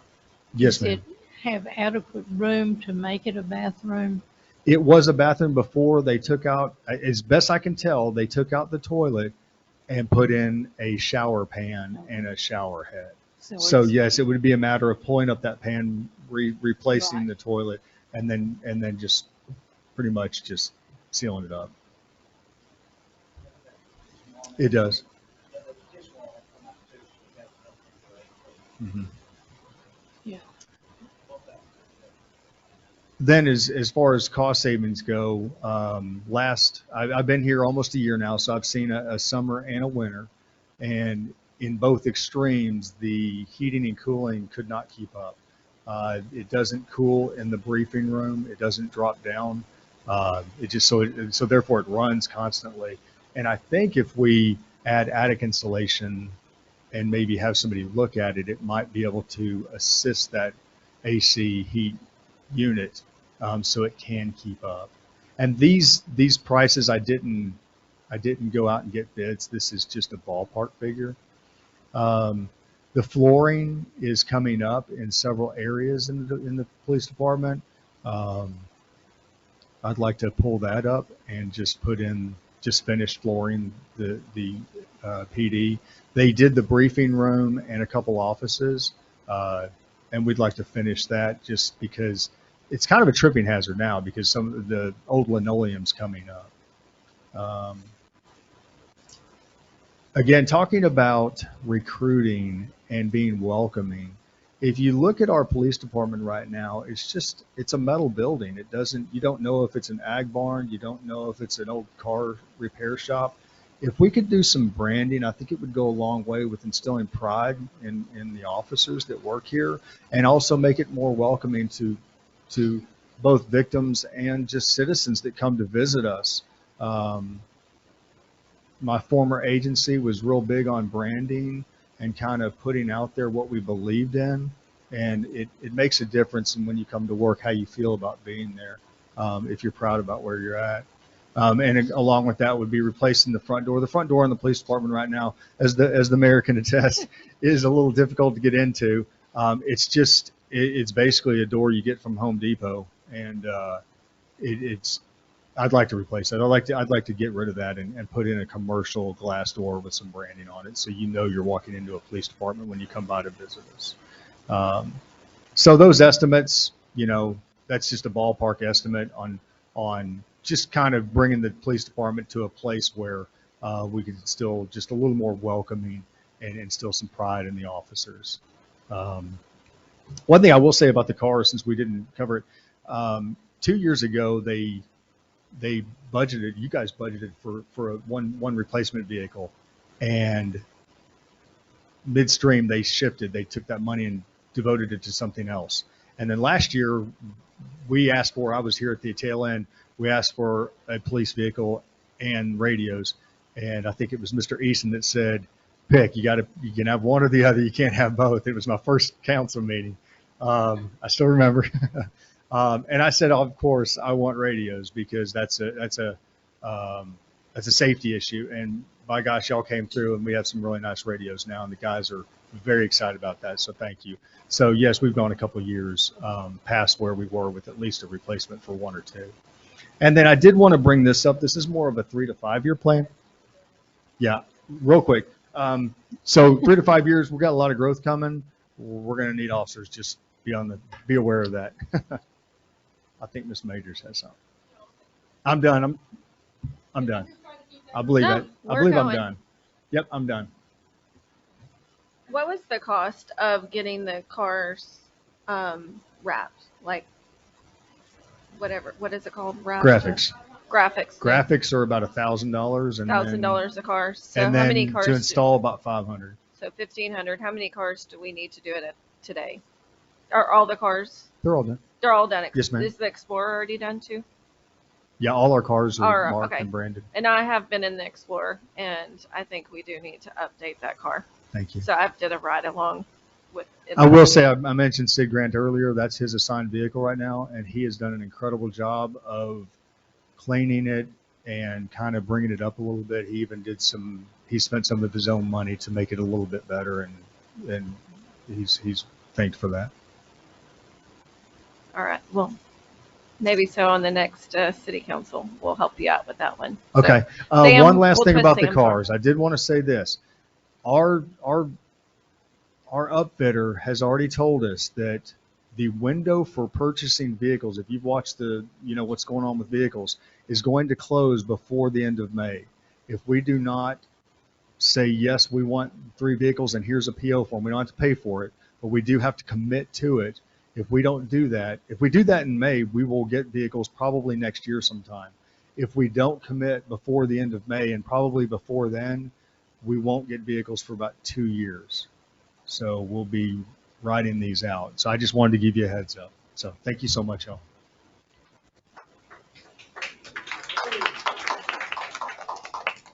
Mayor, council. I have less time, but I still have the 200 slides, so I don't know how this is going to work. So we'll see how it goes. I'm sorry, I got to. You know, you have 15 minutes. Like, oh, I'll get it. I just won't tie myself to this. And I apologize, I didn't get the memo. I was supposed to leave the thing red and blue and white. I apologize. No, basically what we did here, if you notice the color scheme and everything, every year we're putting out an annual report. This year it's coming out on website. We're a little bit behind because of the website updating our pages. But this goes in line with the color of our annual report, so that way we can keep all of our years on which one's what year and however. So the annual report and the PowerPoint are based off the same color. All right, we'll go ahead and get started. We do have our mission, provide the highest level of customer service, which is one of our core values, service. Duty to protect life. There's our duty, property, and the environment. Here's our core values, duty, honor, compassion, service. Breaks them down. Mainly, the main thing on duty is just an optimum state of readiness. Honor, character, and integrity. Compassion, confronted with those in distress, to have empathy. And then service, to positively impact our community. This is a breakdown of our organization and our members. This is our chain of command, as we call it. Everything works up, everything works down. I thought that was a really cool picture with the snow. This is a lot of this you already know, just kind of refreshing over it. Everybody knows the school building here that we're in. 2 fire engines, 1 rescue truck, 2 brush trucks, 1 squad, 1 utility truck. The facility contains your offices for administrative, the EOC, the training room, bunk room, and workout rooms. Our coverage area, approximately 50 square miles, over 5,000 residents. We also have 9 miles of 287, 8 miles of 114. The big thing is they intersect, and they don't intersect in the same spot. We all know the headaches with that. 3 miles along FM 3433. Of course, the Rolling B development, with 1,200 new homes expected in the next 1 or 2 years. We've noticed that number. It used to project out to 3 to 5 years, and I think at one point it's 5 to 7 years, so it's getting closer and closer. We're hearing numbers that, it could be in the 500-600 homes a year. So that's something we have to gear towards and look out for. And then, of course, our areas of Rolling B includes about 2,000 acres. Our calls for service for this last year, we had 840. So you can see the numbers compared to 2020. 2020 was 658. So we had a 28% increase in call volume. Fires were way up. Grass fires were up. Everything was up. You can see their EMS calls were up almost 100. Our motor vehicle accidents continue to climb, in the 7 or 8% every year, sometimes even more. And then the other would be just public service calls. Could be other types of alarms. Could be assist police. One thing I really wanted to point out, and the reason why we're kind of going through some of the refresher on some of this stuff, is this is kind of geared towards what we've been looking at with the stipend pay. We're 1 person. This year we had 2 people stipend pay. And the reason why I'm asking for a firefighter for this next year is you can see from 2020, we were really excited about those numbers in 2020. And like I brought to y'all, that if we went to 2 stipend people, we could even turn out the times better. And this is what I wanted to show you, how much better we did. EMS and rescue for 2020 in the city was 1 minute and 59 seconds for us to get out the door. Well, this last year, it was 1 minute and 39 seconds for us to get out the door. That's the huge difference with having those extra people. Now, if you notice, sometimes when you look over at the average response, your total time, It's a little different in the city of Rome because city of Rome's cut up. If we would have gone to the exact same location that we did in 2020, you would have a great comparison. But unfortunately, we don't go to the same house at the same time every year. So what that tells me when I look at that average response is that maybe more of our calls were in the Bywell area, or they were in the further point of our district, maybe out in the Chisholm area, out by the schools. So it just imagine though, if we were still running the minute and 59 turnout, what our average response would have been in 2021. It'd have been a lot longer. So those are our goals. That's the reason why we harp on the stipend pay with the one person, the two people, and then trying to get the firefighters in here as paid, is because this is a huge, huge difference for the city. And I will tell you that we're not too far off from paid department, full career department numbers. I mean, the department I was at, you had 90 seconds turnout time. We're almost there. And I was at a full paid department. I mean, these guys are doing an exceptional job.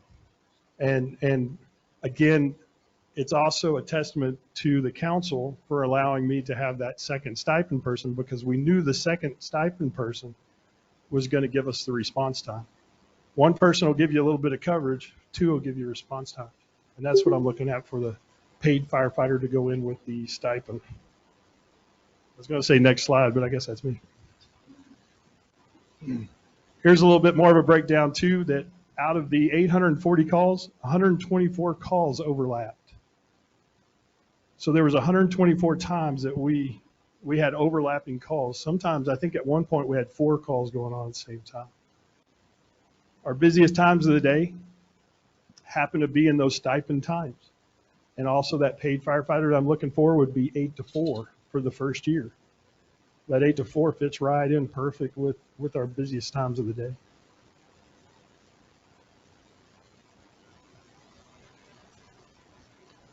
Personnel, there's our man hours, 17,336. We spent over 2,500 hours on emergency calls. We had in-district members who lived in the city, did 1,168 hours. Out-of-district members who don't live in the city, who don't live in our jurisdiction, who might live in, Saginaw, might live in Haslett or whatever, did 2,400 hours. Our stipend guys did 3,500 hours. And then administration, we did 957 hours of paperwork. Our officers on call are 2,750, 1,100 hours in training, and then our community risk reduction was 541. And then there's a lot of other categories that go along with that, weather watch and stuff like that, that we even can break down further. So these aren't supposed to total 17, and my math's really pretty good, I promise. Apparatus, we have the engine 217, that's our 2004 American La France. You could see it did 209 calls. The engine 217 is more of a rescue vehicle, so it's set up for our car wrecks and stuff. It still fights fire, and it's the main fire fighting vehicle in the city limits. We don't take this one outside the city limits much. Engine 317 is the one back in 2008 that we got with help from a wildland grant, or wildfire grant. This one we do take out of the city. This is our 3,000 gallons of water. That's the reason why this number's up at 231. Because this one's more of a water source for the whole county, not just us. This is the one that chases brush trucks around and becomes the hydrant.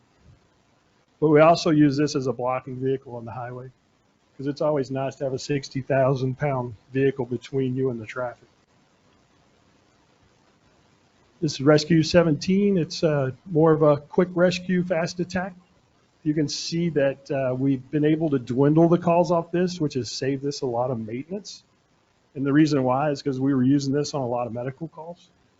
And now, as you can see, our little squad here that we keep all of our medical stuff in, we also do have a few air packs, and we use it for manpower. But you can see that it's up to 483. A lot less maintenance costs on these. When you're looking at a brand new vehicle like this of 50,000, and you're looking at a brand new vehicle of this of 350,000, sometimes you want to try to make sure you keep the miles off that one a little bit. These are our brush trucks. This one is our front line, first line. This one's 2 reasons. It's a standard. Half my department can't drive a standard. So that's one reason why the number's at 15. The other reason why is y'all know the Reba McEntire song, Fancy? Fancy Don't Let Me Down. That's this one. It does great, but we do have mechanical issues with it. It's a 1999, and this is a 2000. So these are our two most important priorities coming up real soon, and I'll show you all that here in a minute. And that's actually what I'll show you here, the apparatus replacement plan. When I came in, it's about 6 years ago, one of the biggest things y'all all talked about was to make sure the department heads had replacement plans. So we sat down, did our replacement plan, and we update it constantly. And I noticed Sean and Chief Divas are going through this right now with the vehicles you've got. You know, you sat down with a replacement plan. Chief sat down with a replacement plan. And I sat down with a replacement plan. The problem we have is the growth hadn't got here quite as quick as we'd like it to. So I know we're behind on this. I mean, as you can see, what we try to do is run 15 years frontline and 5 years reserve. As you can see, for the Brush 217, we're already past that point. We're into the third year past of when the life of that vehicle shouldn't even be on the road. And you can see with Brush 17, we're at that point. So, but we understand, you know, we're going to have to get a few extra years out of these. But the other reason why I wanted to show you all this stuff is you could see the replacement plans for the bigger engines.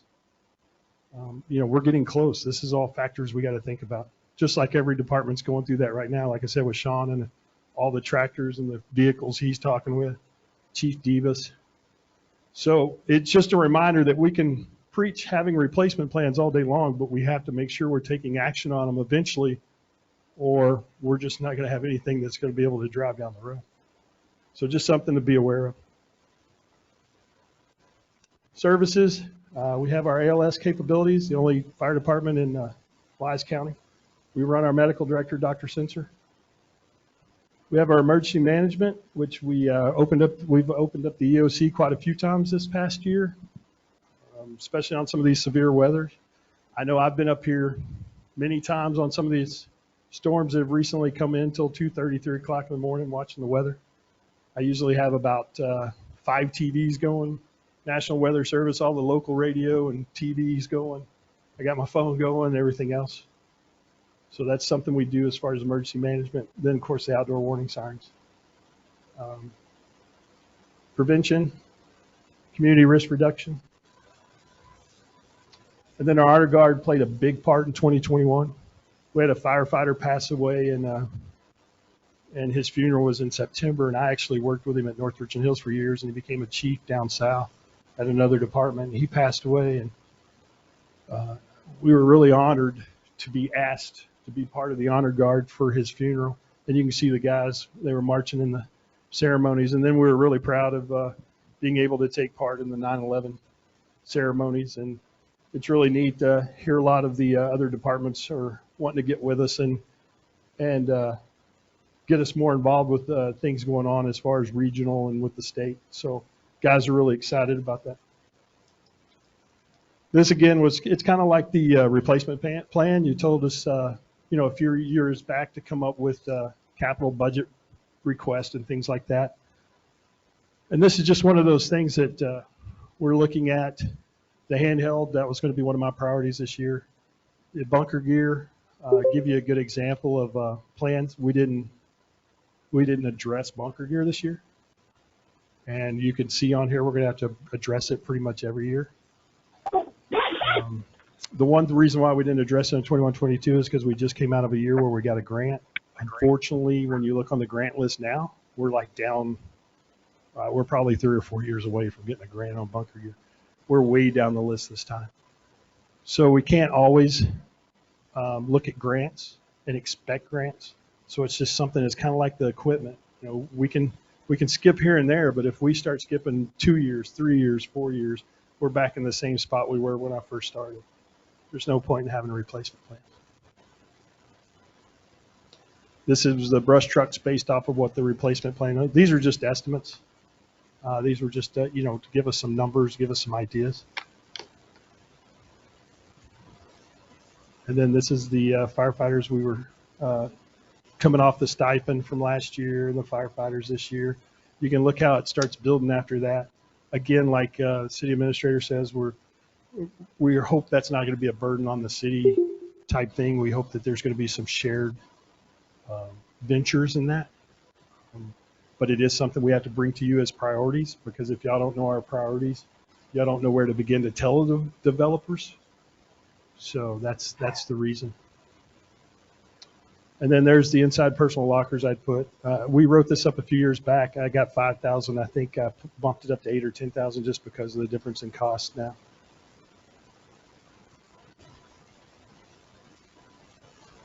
'21 highlights: radios from ARPA grant, CPR AED initiatives. You can see the picture over on the left.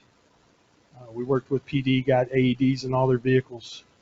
We've also been working on CPR classes for all the employees. Eventually, we're going to be doing CPR classes for the community. We're also going to be working on smoke detector programs, which we've already started getting in place. ISO completion, stipend 2 per shift we got for 2021. Associate members, our professional development initiative, and our EOC operations. February freeze and severe storms. And the budget priority: full-time paid firefighter, inside personal lockers, firefighter bunker gear, and the radio upgrades. I know that we got a grant off the radios for last year. The radio upgrades as a community is just approved purchasing all new antennas and microwaves and everything to go on to upgrade all of the towers and stuff. And so the system they're going to go to is more of an 800s digital type system. So we have the radios. We just have to upgrade the stuff in the radios. Again, the bunker gear is more for, we just have to keep that replacement plan going because regulations require us to keep people in gear that's 10 years or newer. And if you don't continue that replacement plan, then you're going to get behind on it. And the time you will notice it, if somebody gets hurt, then you'll have every regulation department coming after you on why you didn't keep them up in the proper gear. Inside personal locker, we just never had them. Just haven't had them. We've got bins. Everybody has bins, and we pile them on shelves. And the thing about personal lockers is for the guys who spend the night and stuff, they can keep their bedding and stuff in there. They don't have to keep it in their car. They can keep their bedding and stuff in their lockers, and then when you come up to spend the night, you just fold your bedding out. You have extra uniforms. I don't know how many times we come back from calls and we're just, our uniforms are destroyed, but, especially, you get blood on you, you get any kind of chemicals on you. You don't have any lockers to keep your uniforms in so you can change into uniforms. And again, the full-time paid firefighter is just that progression of a continue to better response and to push towards that plan of being more of a paid department to where we're here 24/7. Here when the phone rings, here when somebody knocks on the door, here when the calls drop. Any questions? So, If space wasn't an issue, what are the possibilities or projections of y'all having ambulance services? I don't know if that's something that's in the near future. Wise EMS has a good system and a good program, and our county, our tax dollars are going to that, funding that, and they've got the system down. For us to do something now, if we were a department, let's say we had 4 or 5 fire stations, I think that's the way of the fire department for the futures is to have EMS, because usually EMS run about 80% of your calls are EMS. And I think that's you don't want to say the word justification, but I think that's the priority of the fire service in the future with those bigger departments is EMS, to have those ambulances services and things like that. It would be a way, to them having all of the ability, having all the equipment, having all the personnel and dealing with all that, and then them looking at areas to set up closer to us to have that quicker response. I just don't see it anytime. It's almost rocking the boat if we even just started discussing it right now. Really, it was just a question since we have the urgent care coming in behind rolling B, are we just keeping it where they all are right now? So that's all. Yeah, no, and there's some discussions on that, but the biggest thing is it's where is Wise EMS going to locate an ambulance closer to us? And that was the talks of maybe there is some future works to combine the services in their own station. So you have fire and EMS at the same station type thing. So there might be some assistance there from the county or things. There's so many possibilities, but as far as the fire aspect of getting an ambulance or anything, that's the reason why we're an ALS capable department. It's because we can, if we do get that ambulance that comes from Decatur and it takes only 20 minutes, we're ALS capable and we have the equipment and the EMS supplies that we can do the things that they do. The only thing we don't do is, we don't have narcotics or, to that point of being able to do that. But we can do pretty much everything they can do in the back of an ambulance while we're waiting for them to get here. It's a really hard question to me because it's just, have you had a case where you've lost someone because you don't have an ambulance? No. Okay, thank you. All right. Oh, sorry, I have a few questions. Mhm. Okay, lockers. How many lockers do you need? Well, I don't think I've got the room to give a locker to everybody. I think it's one of those things we're going to look in the 10 or 12 range. Okay. It just also depends on how it lays out, how big the lockers are, how small they are, where they'll fit into the wall. Because I can't just go throw 20 sets of lockers up anywhere I want. I just don't have the room for it. Okay. And then you put on there, I think if I got it right, 17,336 hours. Yes. Okay. And yourself, you said only 957 hours? No. Oh, I thought it said admin. So. Yeah, but I Okay. I was about to say. I was just I trying to get out. apologize if you ever assumed all I did was administrative work. That's what I was saying, 957. I do not wear this white shirt very often because I would ruin it. I was like, okay. When you said that, I was like, okay, No, that you doesn't don't. seem right. You actually don't want to know my hours because they don't what- go inside with what I get paid. That's what my next thing Yeah. is. How much did you say for the person that you're wanting to hire? 50,000. 50,000. Yeah, and then the benefits would put it up about another 17, I think, or so. And then we wanted to add in, I think it was 5,000 for. Ready? Go. Good to go, ma'am? Yeah. All right. To go. We're all, All right. I think we got enough of us back. Maybe This is everybody. Public Works. I'm done. Let's no. Hey, right? Okay. All right. Thank y'all for having for allowing us, our departments, to come up here and talk to y'all about our budgets. And now this one wants to jump in front. Okay. Public Works. Public Works is not going to change. Public Works is a combine of physical assets, management practices, policies, personnel necessary for government to provide sustained structure and services essential to the welfare, acceptable quality of life for the citizens. And that's one thing, as our department takes very, I take very important. I think I've instilled it to our guys is that our job is to try to enhance the quality of life for every citizen in Rome and people that come visit. That includes our streets, our parks, our water, and our sewer. And that is our goal, is to enhance the overall quality of life when you visit our town and live in our town. The mission statement, we're committed to try to provide the highest quality of service. We are trying to do our best to meet every need that is in the city, to maintain the city, to ensure that the maintenance, construction, the operation of public works and the facilities are adequate and safe for everybody. What makes up public works is street department, which is again funded by, I don't know why it keeps on popping up. Oh, okay.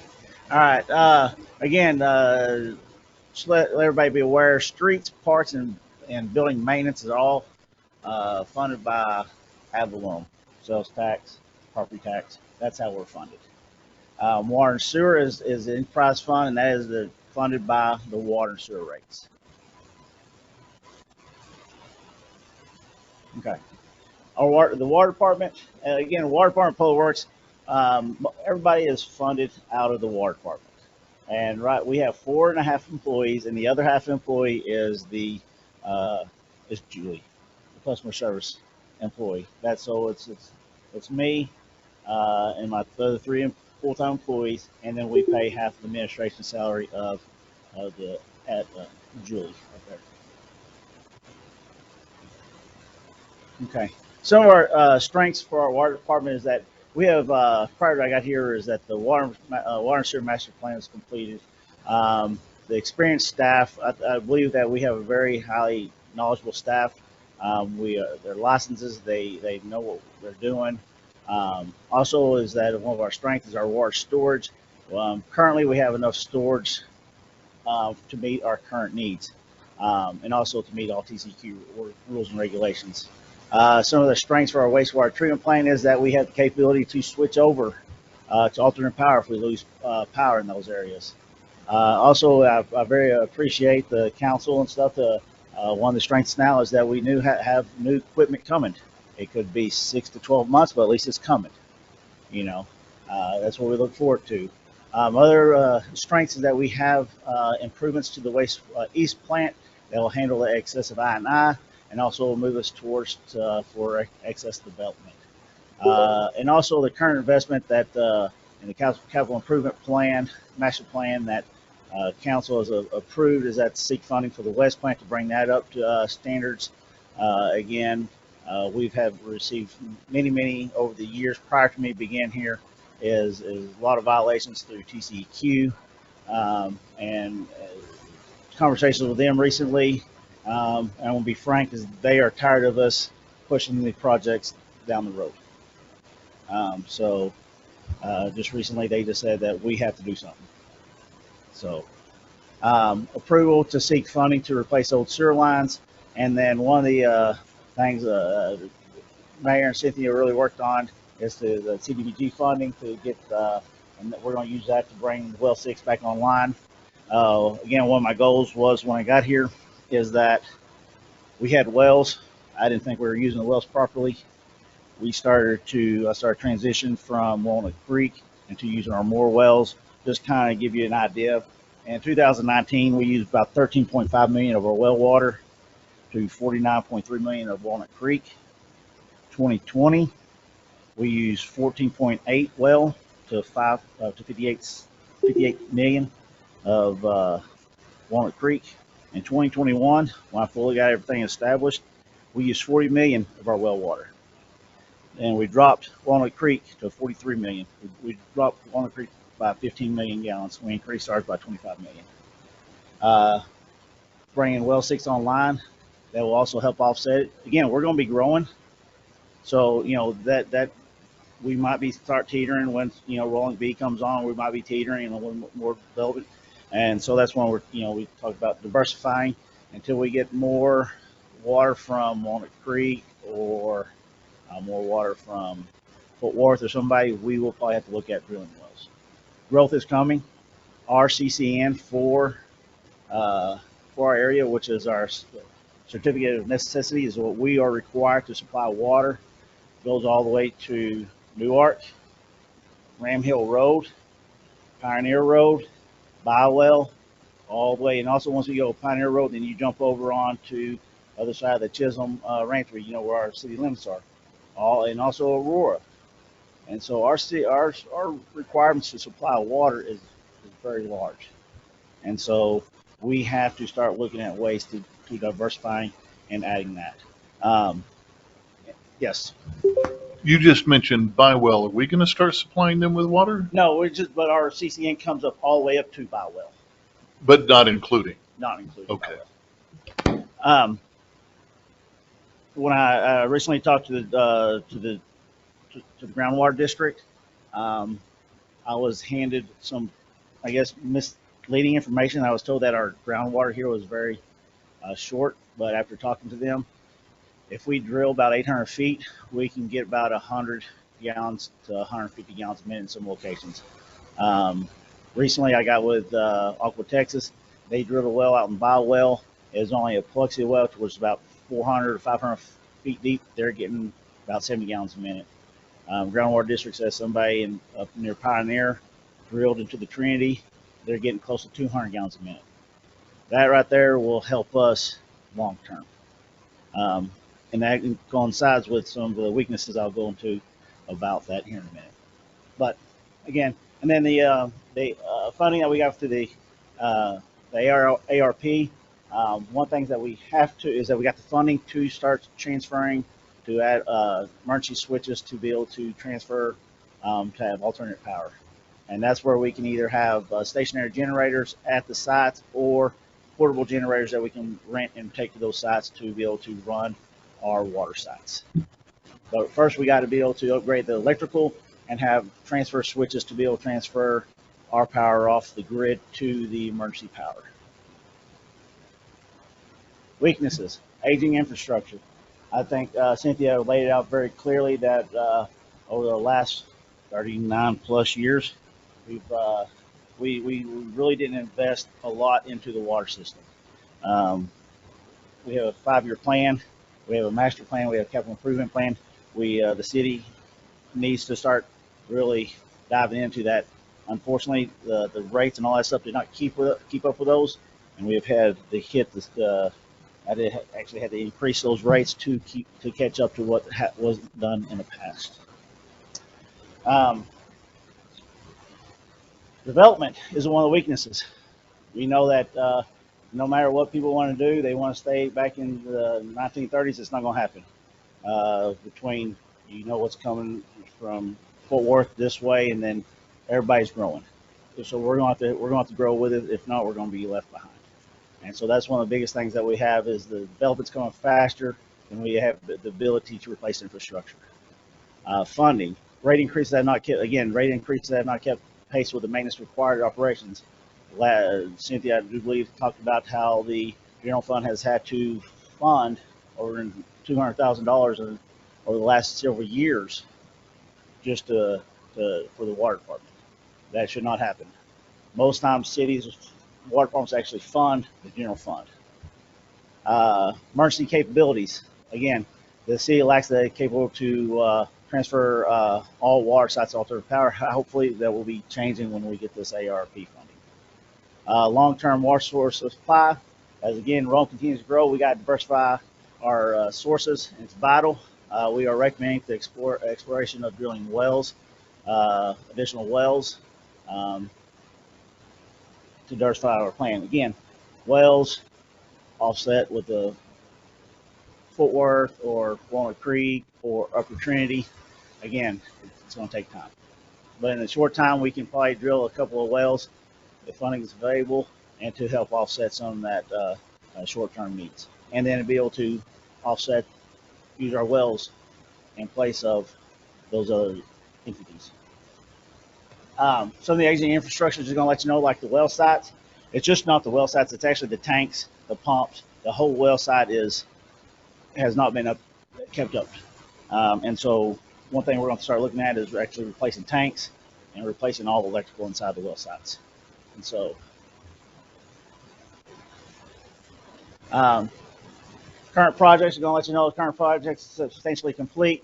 Is the east plant, and the remaining funding is going to be some sewer lines. We have identified that sewer line. I meant to put that slide on here to show you the line. I'm trying to think of the street. I can't think of the street right now.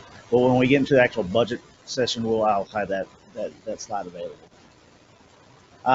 These are the approved projects that y'all have. Is the west plant, and as part of the chemical and SCADA system, ground storage tanks improvements and sewer line replacement and evaluation. Again, we've already talked about that. These are what projects that have been approved, and this is how they're going to be funded. All right, street departments provide quality service and strive to plan, build, maintain, and protect the public infrastructure through adequate repairs and maintenance. Some of the strengths that we do have funding to do some patch repairs up to $50,000, and then also we have the county to assist for larger projects. Those projects are limited to chip seal right now, and so we have to kind of decide on which streets we want chip seal. There's some streets that with curb and gutter you usually don't want to chip seal, normally or rural or non-curb and gutter streets that you want to chip seal. Again, the therapy plan has been completed. Weaknesses: lack of realistic capital improvement plan. for complete road reconstruction projects.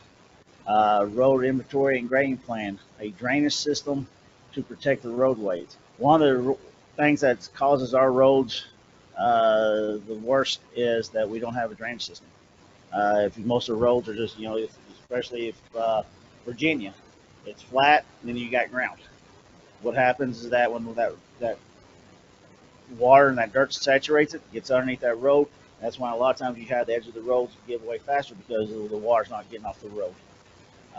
We need to start before we start doing a lot of road projects, we actually need to look at our drainage system. One of the biggest problems with West Moore Street, especially when you come off the highway, you have that hill and all that water goes over the street or underneath the street, and that weakens that road. Okay. Current streets that we're doing, that we're projecting with the county for fiscal year is Moore Street, and that's from 287 to Old Mill. That's going to be a chip seal road. That will just give it a surface to drive on. That will not fix the overall problem of the road. Currently, we have issued a PO to fix the service road entrance to that first driveway of 490 West Morris. So we are going to asphalt, where the contractor's going to come up there and dig that out and asphalt that to make that a smooth transition at the location. Then next year, we were projecting the county to come in here and just chip seal the road just to give it another couple years of life. Again, it will not fix the overall underlying issues of our roads. School Road, same issue, is that we're taking those roads, we're just prolonging their life 2 to 3 more years. Hickory and Virginia, the same thing. It's about 5,600 linear feet. Last year in August,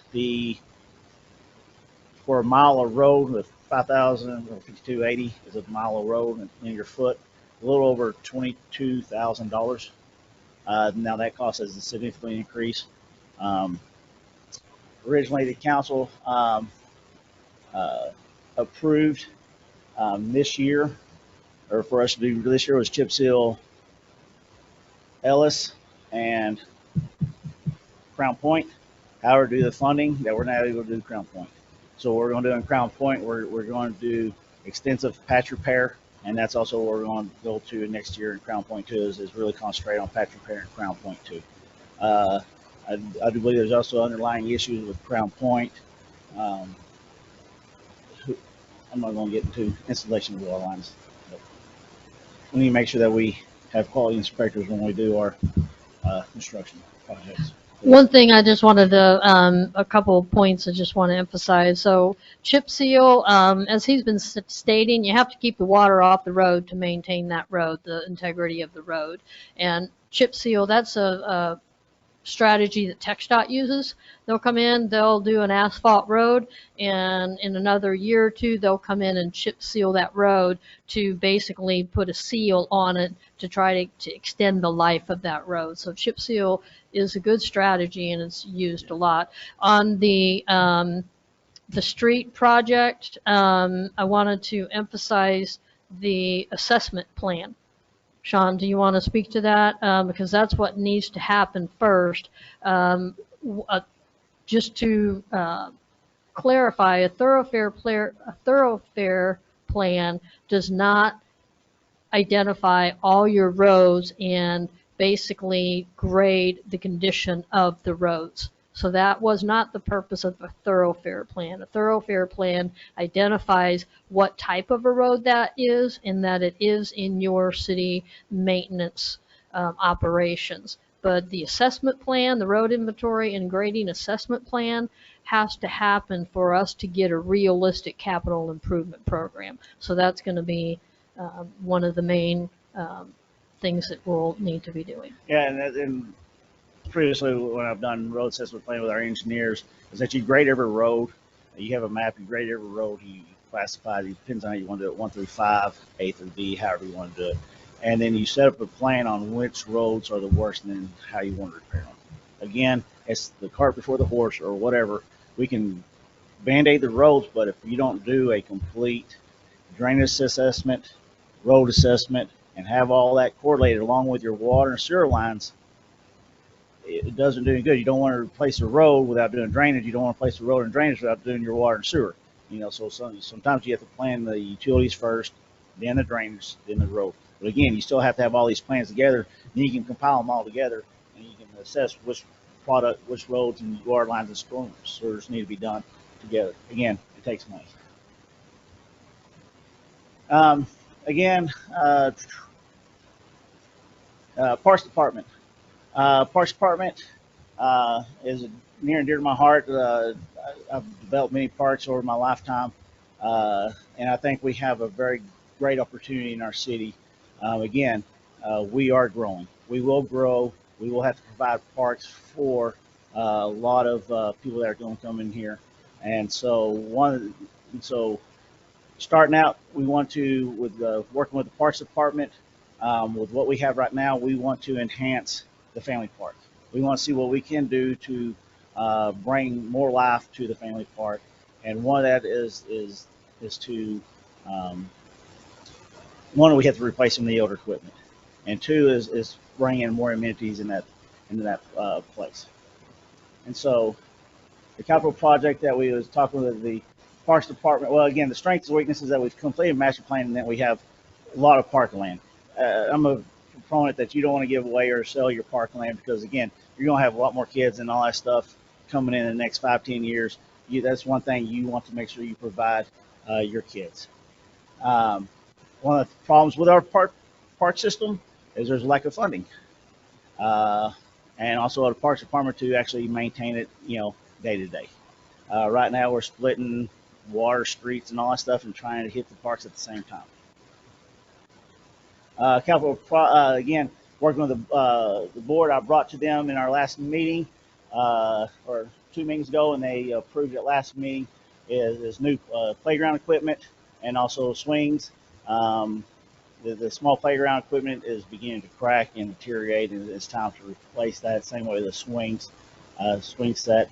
And so the goal was working with the Parks Department is that I've had very successful with the developing parks is bringing all your playground equipment into one location. Especially when you want to start shading the parks, putting shades over parks and all that stuff. You don't want to have small little parks everywhere, because the cost of shading this area to that area just doubles. Because now you have installation and shades, and when you actually can just have one larger shade with one installation. And so part of it is the cost. It actually lowers the cost of maintenance, because when you start putting in the wood fiber and all that stuff, you don't have multiple locations, you just have one location. All right, so benefits of relocation is replace old and damaged equipment, enhance the park with new equipment, consolidate the playground into one area. It's easier to maintain. And also I found that it's easier for parents when you have playground right here and you have a park bench right here. Little Johnny and Susie are in this one area. You can keep an eye on them a lot easier. But when you have multiple different swings and all that stuff all throughout the park, the parent might get distracted while they're looking at one child while the other kid's running off somewhere. So I found it very successful that if you keep them all in one location, the parent can just concentrate on one location. And again, with bringing this in, it opens up the parks to other amenities, a sand volleyball court. That's just a suggestion. All right, now the overall project is $48,000. Now there's reserves in the park for 30. And so one of the budget requests that the Parks Board is going to come to the council is asking for an additional $18,000 to finish out that project and put that in the budget, and then pull this out of reserves to fund this project. The location. So the goal is to consolidate. We'll end up squaring up this playground equipment. I don't like round up. It's not clean. I'm sorry. I wasn't here when this was developed. Okay, but the goal is to remove this and to remove this, and eventually take these little small units out. Okay, and then we can consolidate the swing and the small area right in this area. So we're trying, and then again, then we'll end up replacing this probably large piece of equipment because it's beginning to age out in the next 2 to 3 years. And so we want to probably basically make this area as a play area right through here. Okay.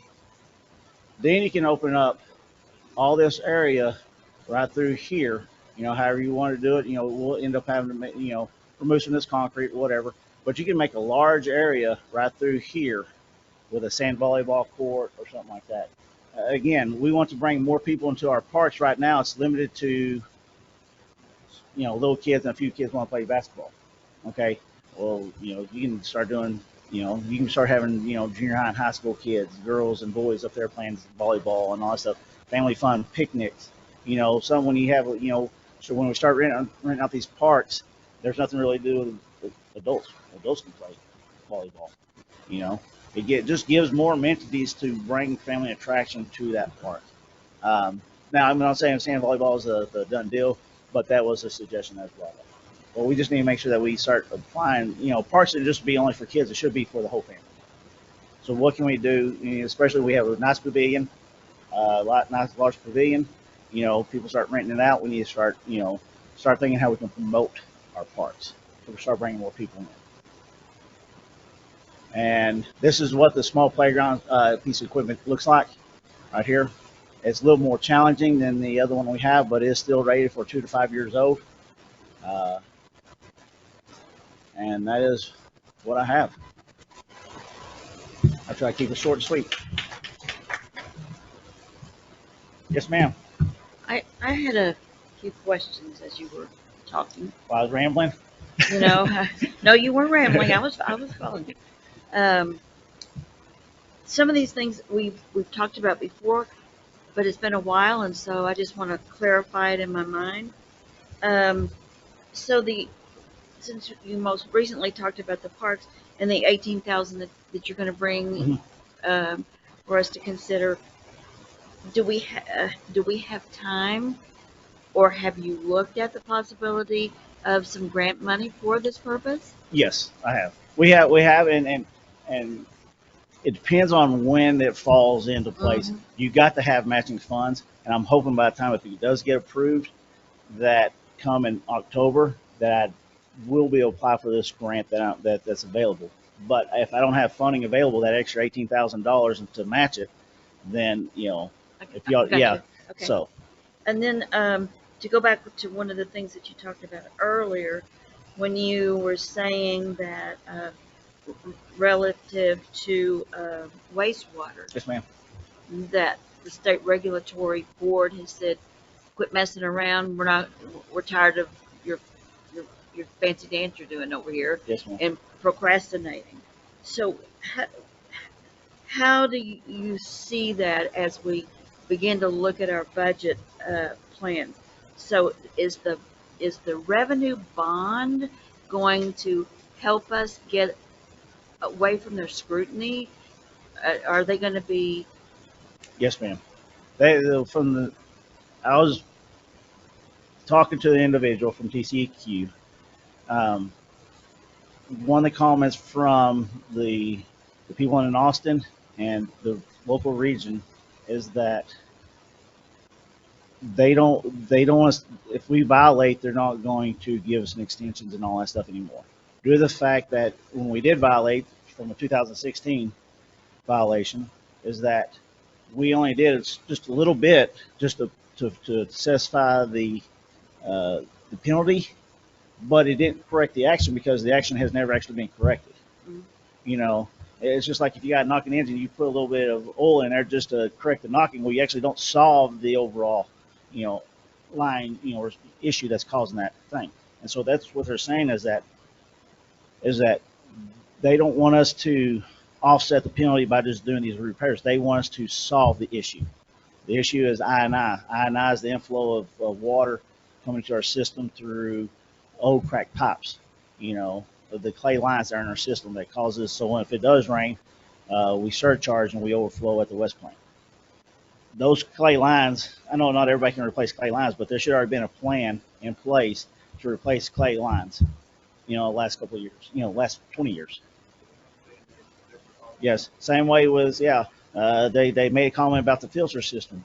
The filter system, they said 10 years ago, wasn't working properly. It's still not working properly. When are y'all going to fix it? Stuff shouldn't take 10 to 20 years to fix. If there's an issue, we should get on it right away. Again, when you don't do rate increases, unfortunately, that's, I know people want, using it as a bad thing, but when you don't, you rate increases to cover the cost, this is what happens. And eventually, we're in this mess we're in right now. Same way with our ground storage tanks. Same way with everything with our water sites. We have to upgrade all this stuff. And a revenue bond, just to clarify for those that are listening, it is not a bond that goes to election. It is amount of money that covers the budget for water or wastewater. And so through those rate charges for the services provided, that allows us then to borrow money based on that money that's going to come in from service revenue. Yeah. So when we do those bonds, the bond company has to see that we have enough revenue coming in at a certain percentage, correct, to cover that amount. If we don't cover that amount, they're not going to issue those bonds or have lower interest rates. Right. Okay. And so the goal is that the rates were raised to cover those needed repairs. Now, again, when we started talking about this a year and a half ago, cost of construction has gone up. And so we are going to have to go back to the drawing board and maybe reduce some of our scale of our project because the amount of the price of, has gone up. Just like my trucks. My truck was originally $35,000, now it's $45,000. Backhoe was $90, now it's $127 or whatever. Same way with here. Our original project, our original OPCC on our projects were 1.6, now they're 2.3. So we're going to look back down to scale that so we don't have to worry, try to stay within that revenue that we're bringing in.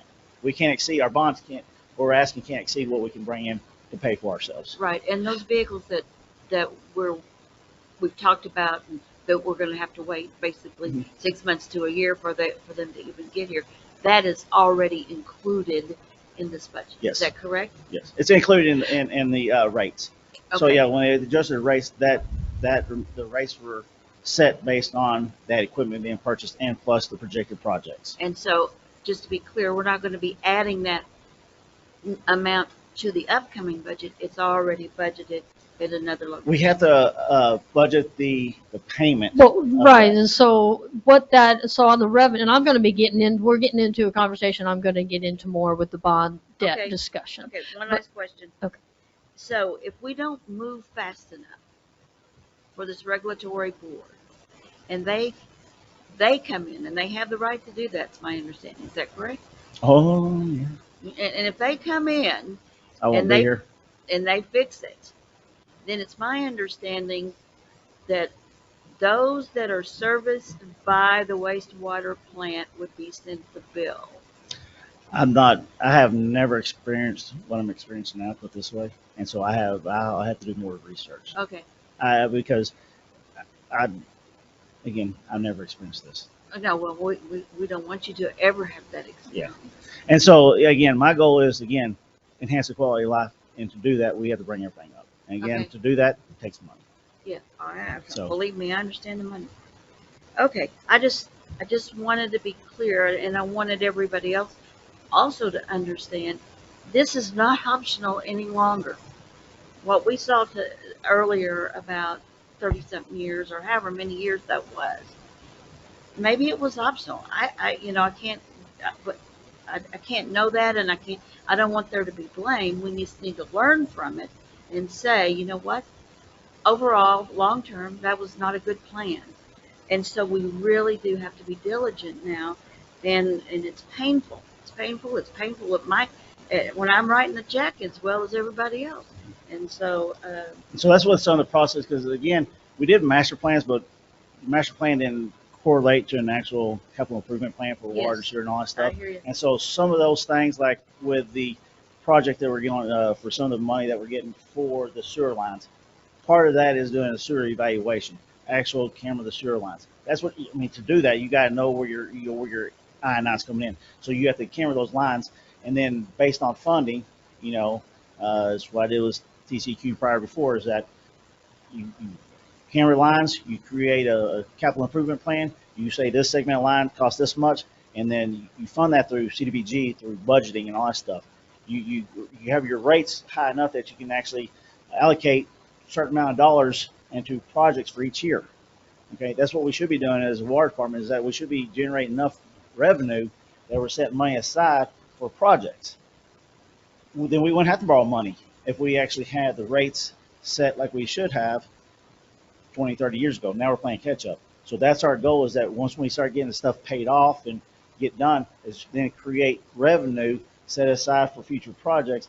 Then we don't have to borrow as much money, or we can do matching grants, or we can, participate in a, CDBG fund where we're giving $30,000, $40,000 for $200,000. Well, we'll probably always have to borrow because unfortunately, when it comes to water, wastewater infrastructure, it's extremely expensive. So if you remember, we did the PIFs, the project information fact sheets that we submitted to the Texas Water Development Board based on the water master plans, water, wastewater master plans, the long-term funding that they did approve, but we'll get into that a little bit later. But I mean, that was $26 million.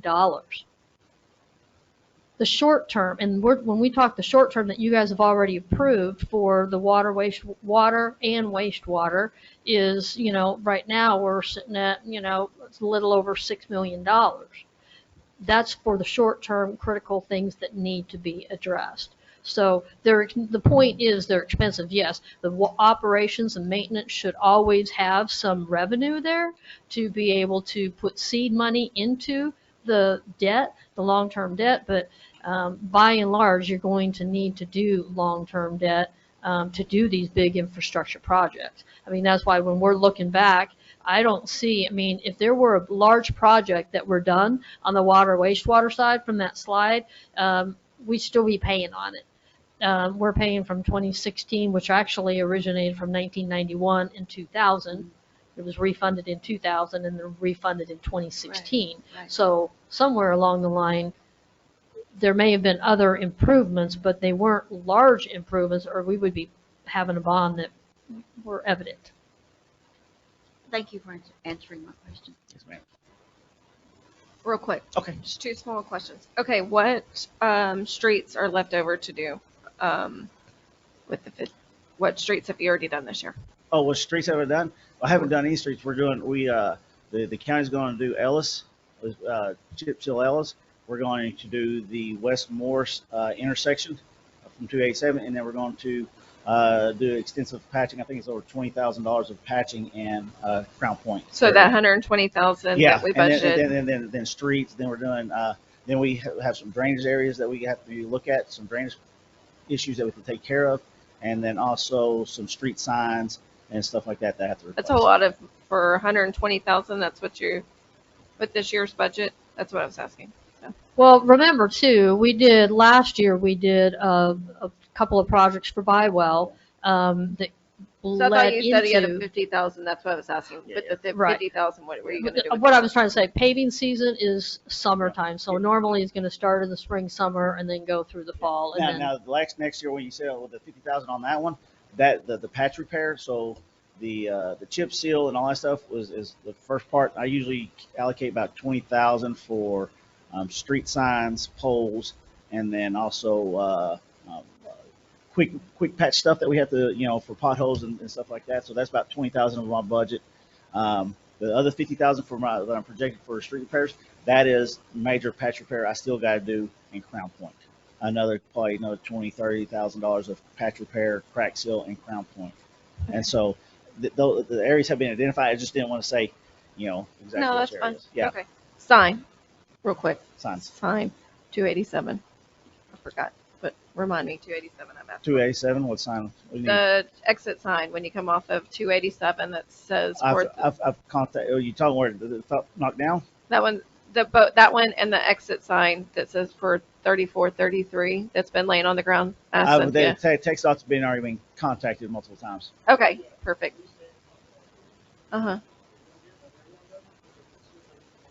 Yeah. Oh, okay. And then.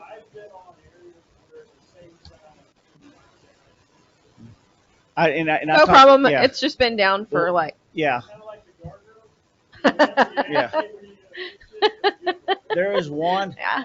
I know. There's one they don't have the large equipment in Watts County District to raise that one of the signs, And so they have to wait till a Fort Worth district comes and assists them to do it. And so that's what that's one of that's what I was told. That's it. Am I done? I think you're done, That it? and if not, I'll ask. later. Okay. Okay, we're gonna keep moving on. We're behind schedule a little bit. Okay, quick break, not 10 minutes, 5 minutes, 5 minutes break. And we're gonna finish up. I think we'll be out of here way before 11, but I'm gonna finish up quickly. 5 minutes.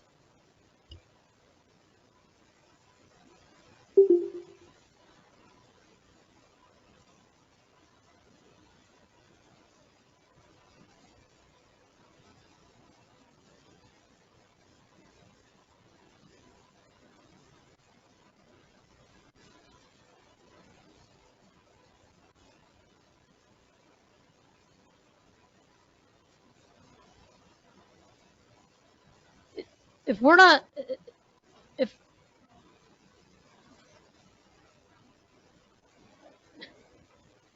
I was just like, if nobody's taking the potty break, we can head on, keep going. Okay.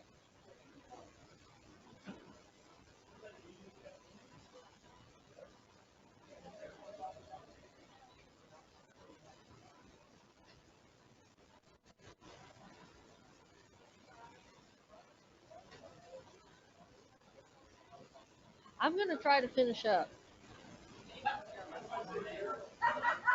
It won't be, we won't be here.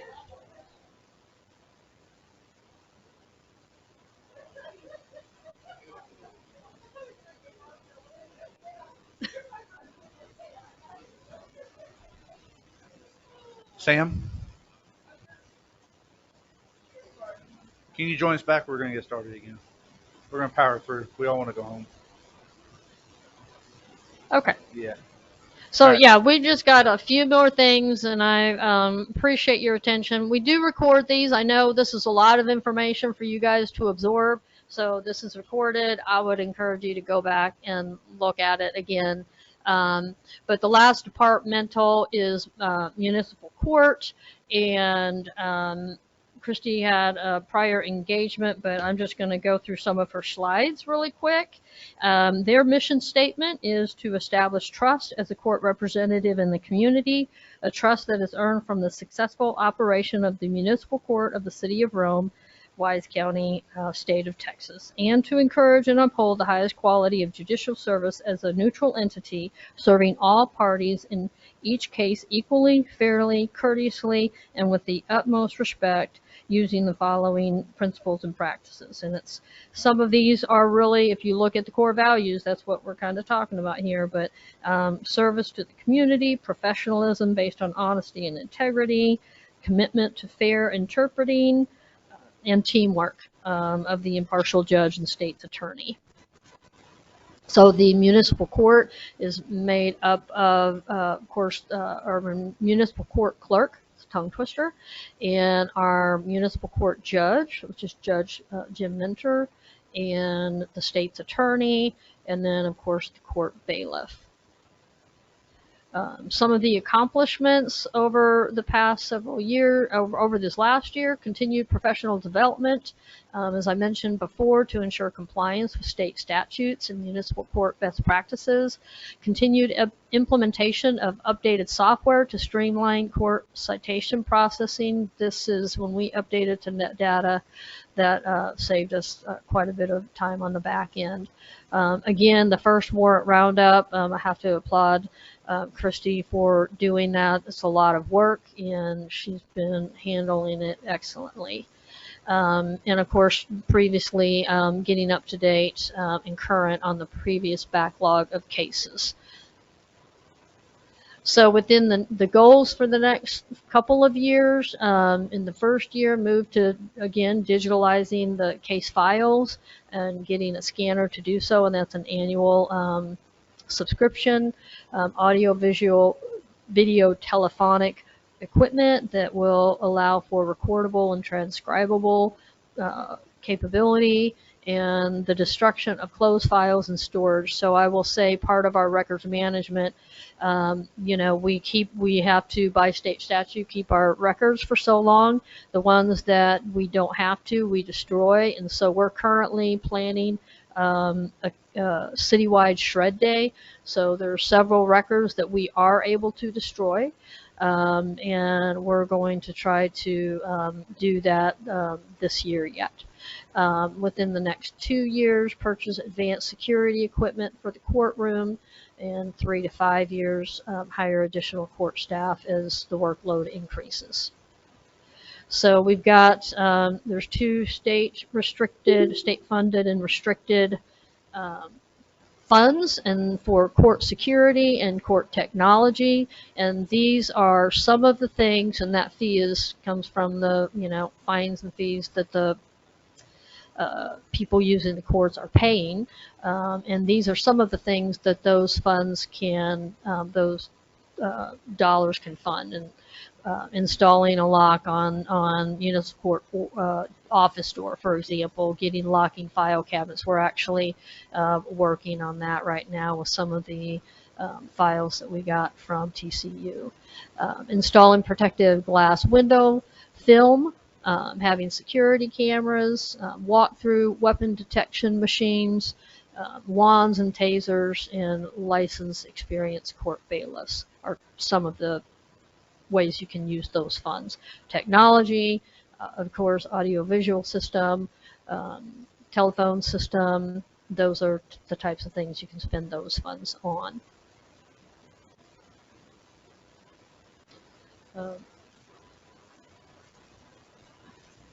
Okay, so now we're going to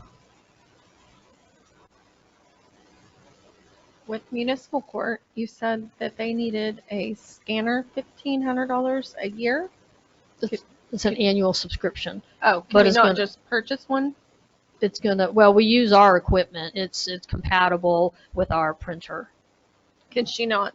What would be one just to have for? It's a service that provides it. Oh, okay. And it's just I'm not, totally tech savvy, but it's the, the reading capabilities between that program, the net data program, with our printer to be able to basically drag and drop those files within that system. Okay. So it is an expense of $1,500 a year. Perfect. Which is well worth it, I think. To make her job easier.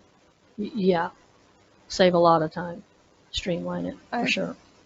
I've been in there to see her files on her desk. Yeah, she's been doing a good job. Okay, so you do have some handouts on this. I'm going to start getting into the bond debt discussion. Is this?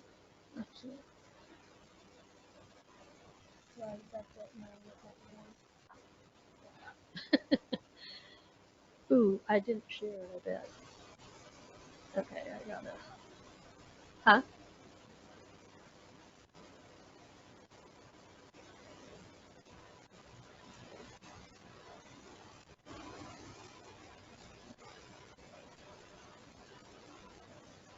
Oh, wait, did I click on it? There.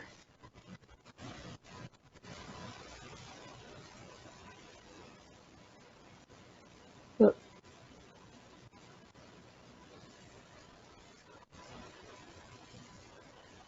You would not believe how hard it is to see this from back here. It's sharing, right?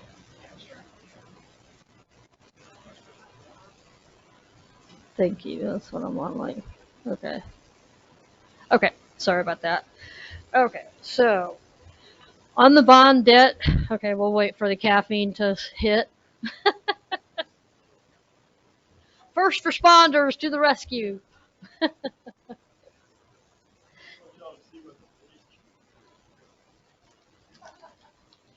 You didn't get me one? No, I didn't. No, I'm kidding. You asked for everybody. I didn't. Okay.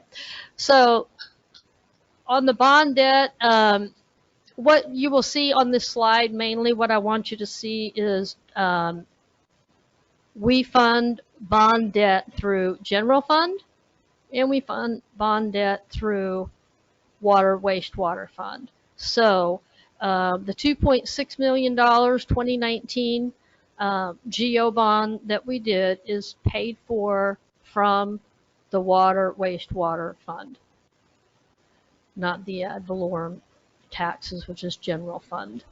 So if you look at a summary, this is basically a summary of our current debt. Get it bigger. So a summary of our current debt is on the general fund side in 2016.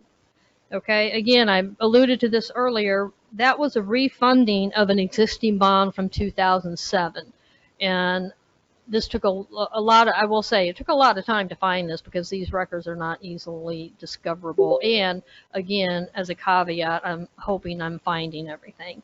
But that was in 2007. It was a refunding of a bond from 1991, and that was $325,000 of city money matched with $250,000 from the Department of Commerce for 562 in 1991. And in 2000, that was a GO bond. And in 2000, it was GO means general obligation, and it was voted on. In 2000, the $2.28 million was a CO, and that was water wastewater improvements. The 1991 562 was primarily water, and you can see the payoff of those in 2023. Our debt payment will be on the general fund side that we have to plan for, and this is principal and interest, is 2001 598, and then in 24 it'll be 2003 868. And in 2025, it'll roll off after 2025, but our last payment will be $200,958. And at the same time, and that rolls off in 25. So we've been talking about that. Our 2017 tax note, we have 2 payments left on that. In 2023, it will be $117,540 that we will budget to pay, and in 2024 it will be $31,540. On the water wastewater side, I didn't put all the payments. We'll pay it off in 2044, and that was a 25-year note. Cynthia, do you have the bottom line of our total principal, outstanding principal? Right here. So this is a summary of our outstanding bond debt, and you can see the outstanding principal is $3,568,000. With the interest, it's $4,968,352. And I mean, this shows you for each one. So for 2019, the principal is 2.5 million, and then the interest is 1.3. 2017, the principal is 257, and the interest is 7562. And on the 2016 bond note, it's the principal 761, and the interest is 48,677. And then you will see the next slide this is just a snapshot of what the 2017 bond, I know I've had questions on that, what was paid for from the 2017 tax note.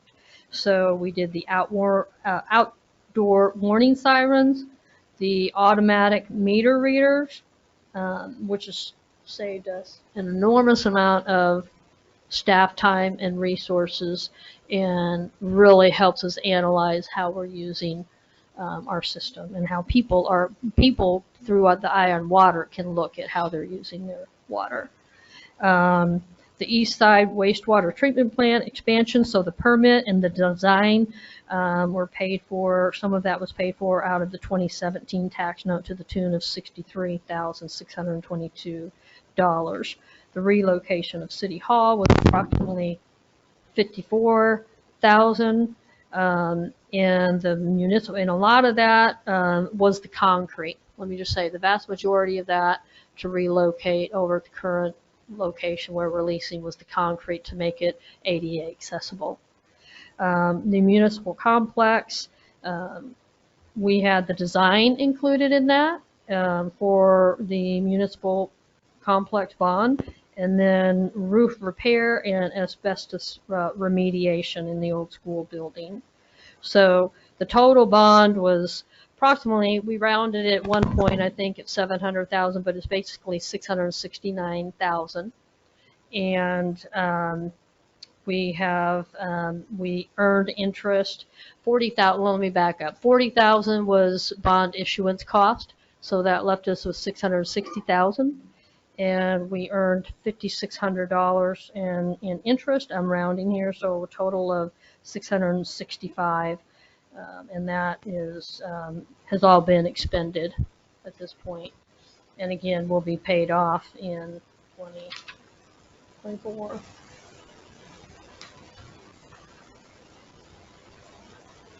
Okay, so now on to the next, the bond debt discussion for the 2022 water wastewater revenue bond, and this is yet to be issued. When I say, yeah, this is yet to be issued. I don't know if this is mine, or I know when you were turning yours on and off, it was, yeah. Okay, so I'm just want to kind of give you guys a timeline because a lot has happened. You guys authorized us back last year to go forward with this water wastewater revenue bond. And there were several, out of the water wastewater master plan, we identified several short and long-term capital improvement projects. So in 2021, staff and consultants developed 3 projects to submit to the Texas Water Development Board for low interest rate loans. The short-term wastewater project was approximately $3.8 million. That was not selected. The short-term water project, which was approximately $2 million, was not selected. The long-term water project at $26 million was selected. However, it was discovered that the pre-planning wasn't included and required, essentially the project had to be ready to go to construction and under contract, for instance, with Upper Trinity. And we weren't able to utilize that, so we had to let that go. You guys authorized the revenue bond for the 2 short-term water wastewater projects. In 2021, we applied for and received the Texas Department of Agriculture CDBG funds that will be bringing Well 6 back online. In 2021-2022, after consultation with the Texas Water Development Board and the financial advisor, which is Hilltop Security, the next steps prior to bond issuance was to recalculate, because now it's been a year since we looked at those projects. So recalculate the cost due to rising construction cost and inflation increases. And then we were also going to wait to see if either of the 2 short-term projects, because one was, I believe, like at number 41. The long-term, it scored at number 18, and that's the one that got funded.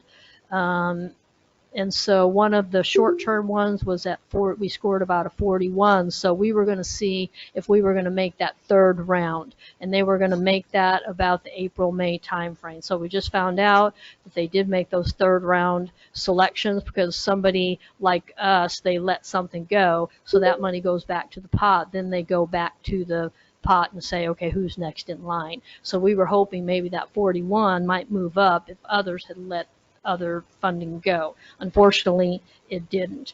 The other thing we were waiting on, you guys were doing your due diligence to listen to constituents that were concerned with the recent wastewater rate increase that was effective in September. So that was still kind of up in up in flex, but then, you guys listened, you did your research, and we decided to move forward with that. So we had that assurance after recalculating that cost. I mean, it did go up to 6.1 million, but now what we have to do is look at the project itself to make sure that we have the debt capacity with the rising increases to make sure we're putting the right things in each of those projects to fund. And we may have to take a phased in approach to funding them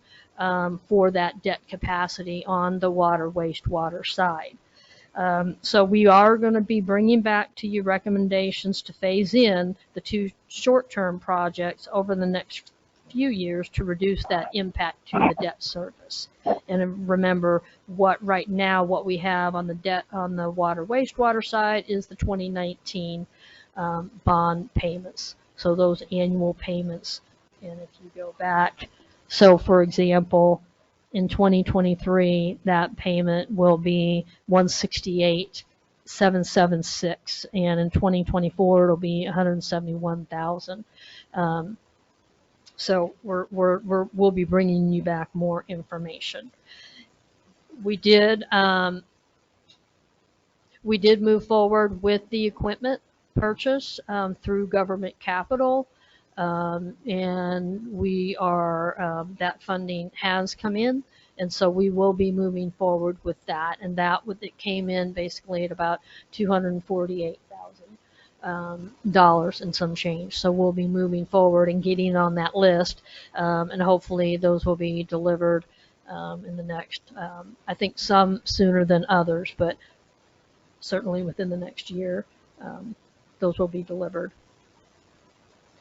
Okay, so the water rate study, if you remember the water wastewater study last year, the consultant at the same time recommended the wastewater increase, and it was substantial. It hadn't been raised since 1999, was also recommending a water rate increase. We haven't had a water rate increase since 2016 and 17 were the last 2, and those were pass-through costs. So from Walnut Creek. So whatever that rate was from Walnut Creek, all we did was pass through. So none of the operations and maintenance and expansion that we're needing took place. So what he recommended at that point last year was not that year, but this upcoming year. So we're going to have to bring you back more information on what that might look like.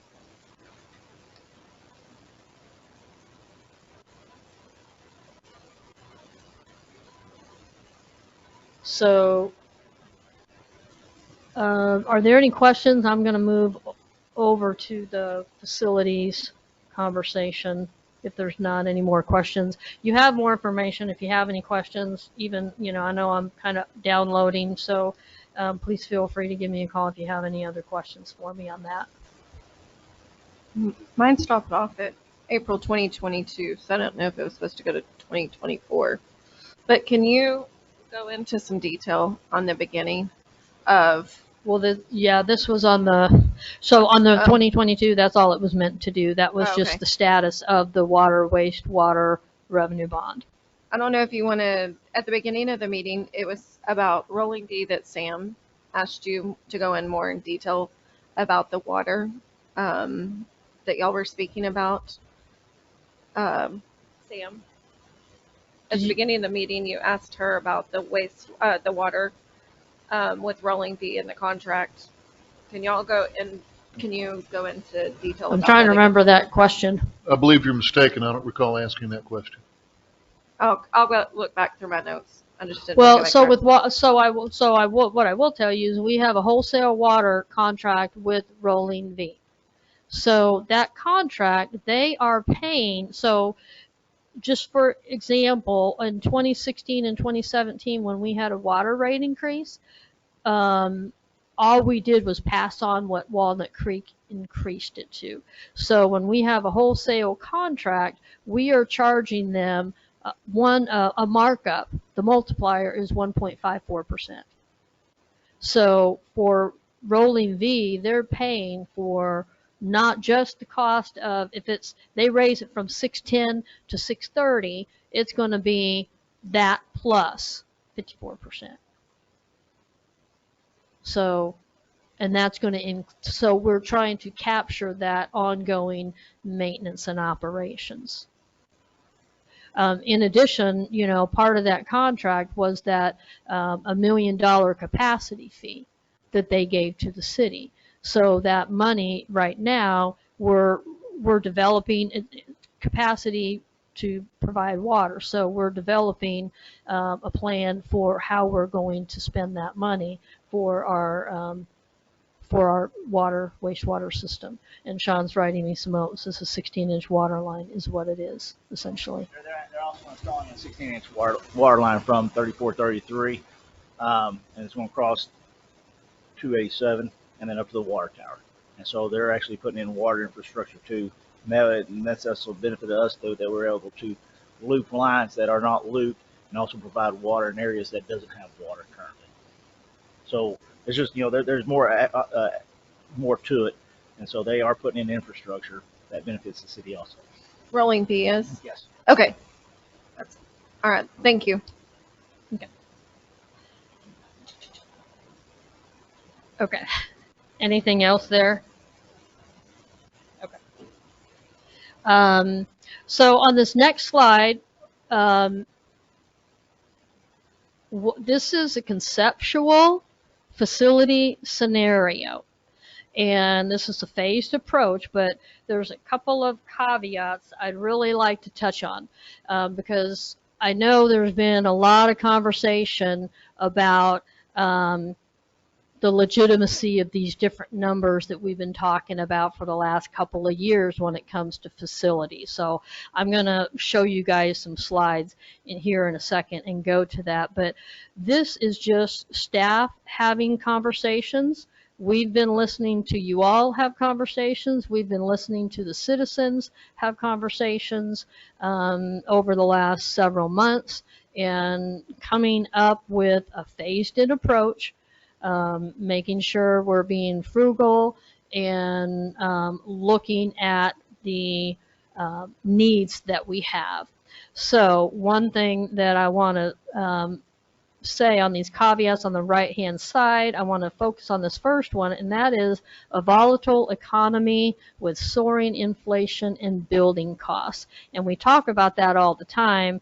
I went, and these next few slides are from the Federal Reserve of Dallas. And this is information on the DFW inflation and how we're outpacing Houston. So you can see Dallas-Fort Worth is the dark blue line here. This is from 17 to, mid 2021.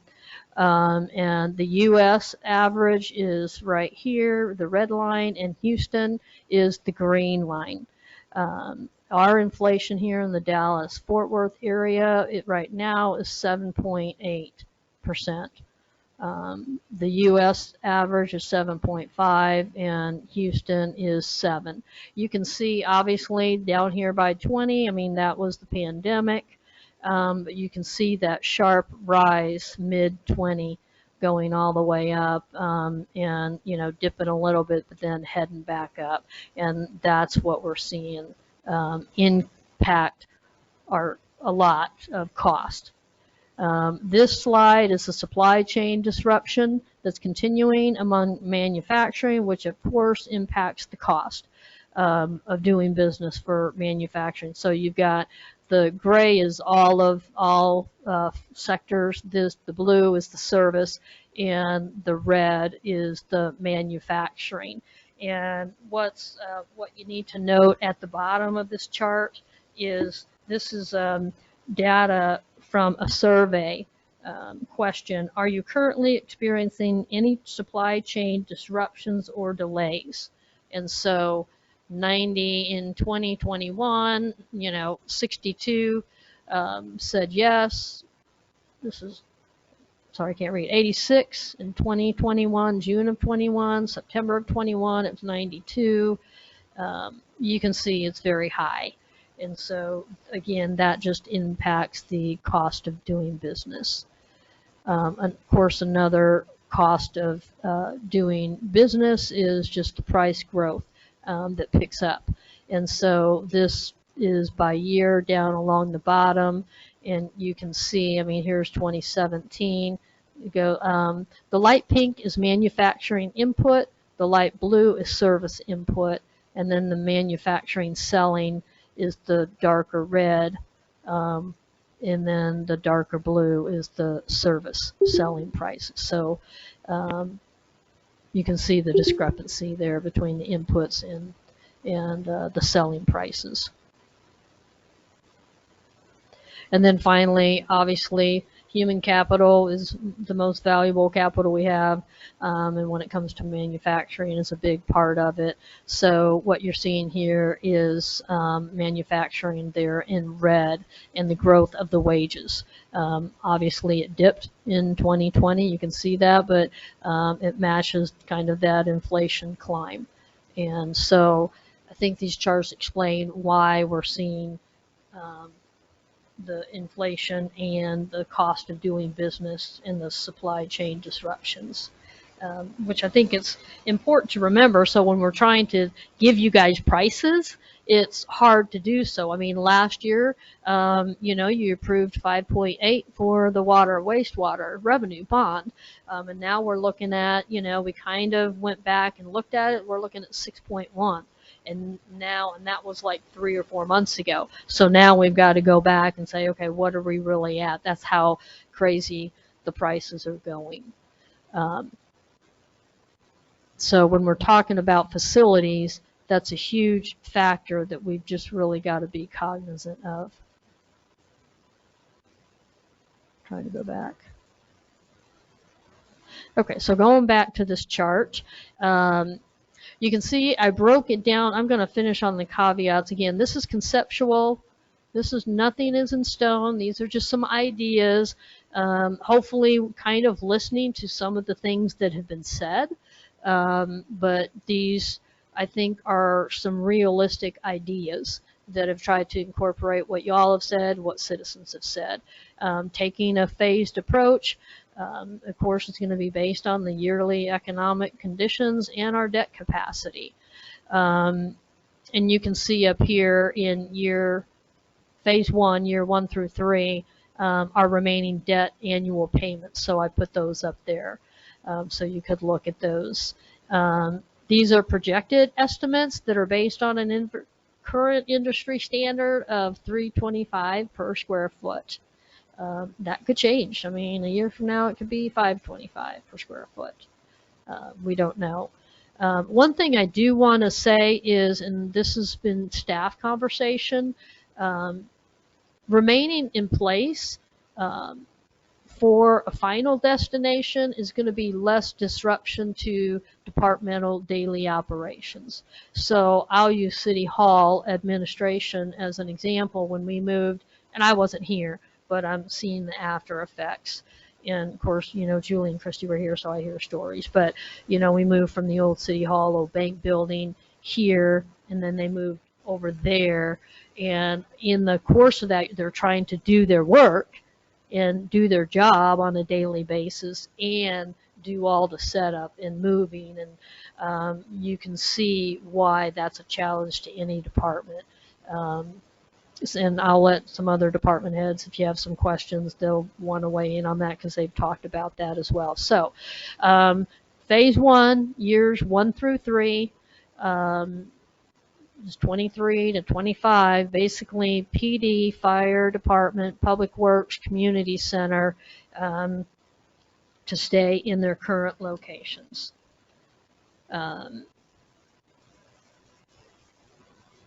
And address the health and safety critical issues. So if you remember, we did do an inspection on our buildings last year and identify some of those critical health safety. We still have those records. And then we did have one gentleman come in and give us some estimates, I believe, for the fire department and community center. And this was last year. summer of last year. So it wasn't even fall, it was summer. And I think some rough estimates were for the fire department a little under 50,000. For the community center, it was a little under 50,000. So the estimated projected cost to try to address health and safety issues in police, fire, public works, in the community center, and these are estimates, I'm shooting at 250,000. And that's the bare minimum. And I know that's some hard pill to swallow sometimes, thinking you're throwing, if they're going to be moving pretty soon, why do we want to invest that amount of money? But we've got, I think you've heard from all of our departments, we've got to have a safe environment for our employees. And I think that's imperative. City Hall continues to lease. These are the remaining, the debt that we would absorb from doing anything would impact, whether it's a GO or a CO, would impact our debt payments. So we already know in 2024, 235 is what our debt payment's going to be, and in 2025 it'll be 200. So in 2026 we would be able to, before this 23, our debt payments like 318, well, 318, 319 this year. I think last year it might have been 380. So we have that amount of capacity, and we may have a little extra capacity on the general fund side. So we would have to analyze that at the time. So towards the end of that third year into the fourth year, we would, propose maybe selling PD, the old school property, and trying to lease back. And, that's a big if. But potentially trying to work an agreement where we could stay there for a certain amount of time. First projects on the drawing board would be for public works, move to a metal building over at the East Wastewater Treatment Plant. Now the metal building itself, I've given you a quote on one, is a little over 100,000. However, that's just the building. We would have to finish it out. There's a lot of dirt work that would have to be done, and also the infrastructure.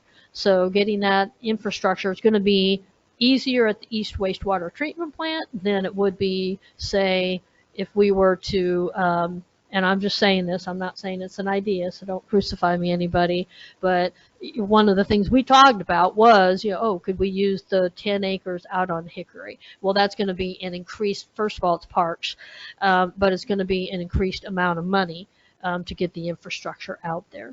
So using the East Wastewater Treatment Plant where we've got room, and we have room actually to potentially create a complex and create an expandable building. So we build here, but we are planning for expanding on this side of it. And potentially, once we get a developer in Prairie Point in the out years, that could be a fire station substation. So we would have, because we would have access by that point to 114. And then the second part of phase one, then, this was more the, immediate, if you would, 2024, 2025 is the old bank building. We've got to have a place for meetings. So we remodel the old bank building. We remodel it in historic, make a museum. Maybe that we would use that for a public meeting. So that would be council, parks, and planning and zoning. And then we could rent it out for events. We could maybe get with the Wise County Chamber and get a branch down here, and they could office down here and use it for some meetings down here. And we're looking at, for public works, by the way, 2.5 million is an estimate, and we are saying CO bonds. And then the old bank building would be 1.5 million, and those would be CO bonds. So we did these together, and we would still seek out grant funding, which I have been doing some research on that, and I'll have more on that later. But so 2.5 and 1.5, we're talking approximately $4 million as the first phase of making some progress on our facilities. And then in the phase 2, which would be the out years, and by the way, and Chief Fitch can talk more to that, but if we take the community center and we're using the old bank building, Chief has stated that he could last here in this location a lot longer if he had the use of this space for fire, and I'll let him elaborate that on if you guys have any questions on that. So in years 3 to 8, depending, I mean, it might be closer to year 7 that we would do this, but we would move then the PD and fire to the public safety facility in Rolling V Ranch. And so we have talked with them, and nothing is in ink, but they are definitely on board with donating property, and we're hoping it's about 5 acres right to the south of Shell Station.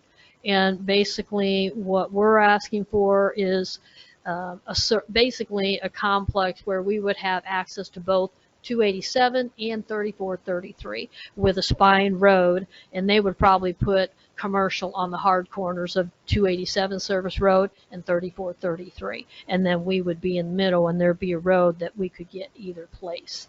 And again, that building, we're talking a scaled down building. Staff did a lot of research about what other departments are doing, how big of space they need, and how much that's costing, and what it can house on a police, fire, EMS. So we initially started out from 5 to 10 acres, $12 million. That's just not realistic in the next, 8 years. And so the step to that would be to scale it down, maybe do 15,000 square feet as a footprint, but expandable.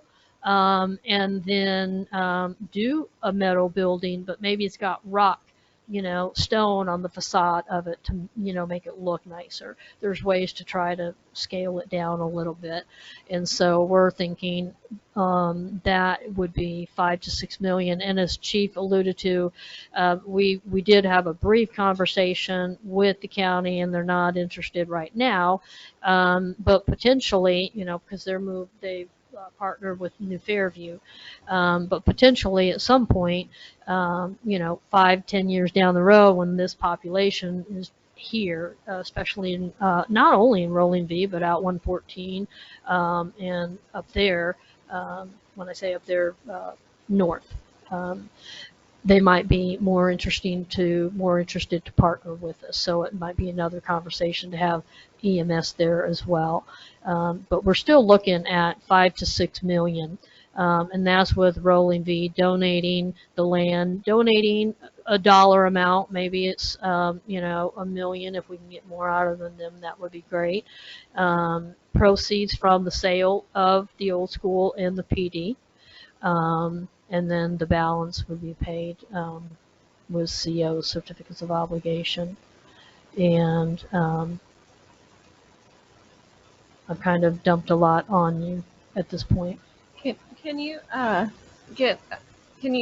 get also a bid and give it to us of a smaller building for the police department for now?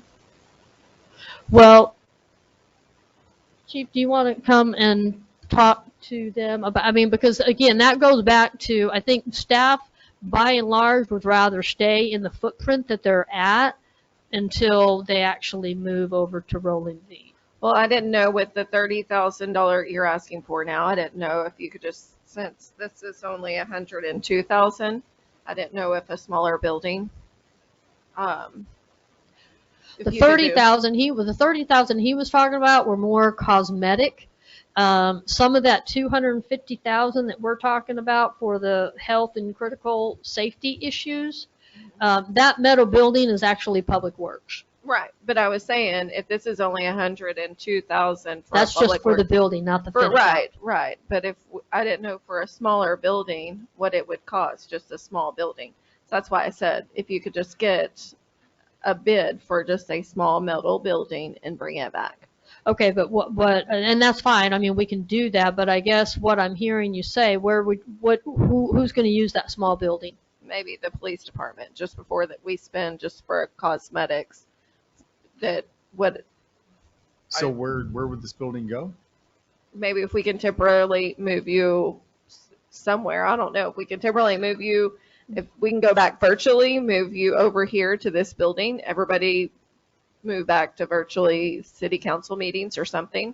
We can't virtual because the governor, I mean, Oh, we don't. that's we can't- right. Yeah, that was Okay. only, and that's why I keep focusing on that. What I guess the fifth caveat, staff would rather remain where they're at because just the disruption of moving. So if you took a smaller building and put it next to the existing building, take that in half, okay? We still have to finish it out. They still have to move everything. Not all of I mean, we'd have to bring you back. I'm estimating 250,000 for public works, fire, police, and community center. And then that 30,000 he was referencing, that was outside of those amounts. Okay. Well, I mean, did you want to speak to, I mean, just the disruption to the operations if you were to move to a I building? certainly can. Part of our job as we work is technology based, and when we uproot that, the officers are not able to do their job effectively. Plus, we also store a lot of property and evidence, which has to be safeguarded in a certain manner, and that would be quite a feat. I know we had discussed possibly renting portables for us for a few years while we decided what to do. And when I took that back to my staff, we all agreed that we don't want to spend money on portables that we could use to make what we're in now look better. And then we don't have the disruption of moving until we come up with a long-term solution like RVR or a combined, whatever you guys decide to do for us. But we'll make it work over there. We'll still provide what you need. I know this is going to take a while to digest. And again, I just really want to emphasize these are high level numbers based, in a very volatile economy. It's conceptual. It is a phased approach. I think it's a frugal approach, which is what some of the customers, some of the cities, citizens said, what some of you all said. But we also have to be realistic. And we've got to do something with the buildings that we're in. The other thing I will say, the 250,000, it is a double-edged sword, because where I'm proposing that would come from would be any potential increase in sales tax. Now, keep in mind, when you do that, sales tax funds general fund. So if you take away an increase, that's going to affect general fund operations. And general fund is not just city administration. General fund funds police, like all of police, there's not revenue coming in from that department. Municipal court, and then of course, we give some to, fire and public works. But so, public works, excuse me, I'm tired, parks. So but that's how, that's where that money would come from. Sales tax, the other thing to keep in mind is sales tax is volatile. Thank God it's been going up. I think we were conservative in the budget this year, for current year, at 9.75, even though we got a little over $1 million last year. So I'm hoping we're on par to get over that. So maybe there's room to use 200,000 or 250, taking it from that and putting it towards these health and safety critical issues in police, fire, public works, and the community center. Are we going to let any money roll over? Is it going to do it like in the years past where we're going to end in zero? It always goes into fund balance. So when you remember, a budget is 1 year snapshot. So one thing I would like to say about the budget, make clear is when we do, for instance, when we do budget amendments, technically, most of the budget amendments we do are not true budget amendments. A budget amendment changes the bottom line amount in a department or a budget. But what we bring to you is when departments, and we've brought some of those, and we will be bringing more this year, because there's been several things that were not budgeted this year and are true budget amendments. However, when departments move their money from line item to line item, remember, they're doing their best analysis, looking at what was before and projecting what will be, and in identifying how they're going to spend their money. And they may be off. You know, we've had gas and oil price increases, and so we may be short there, but maybe they had to tighten. You know, they take it then from another line item. Maybe they're not able to get this that they were planning to get, and they shift it over to another line item. Those aren't technically increasing the bottom line for their departments. But anything that it rolls over, when you say rolls over, it goes into the fund balance, except for, you know, fire has their own checking account and parks has their own checking account. So when we do move to consolidated cash, not saying that that still can't happen, but it's going to happen differently on the back end.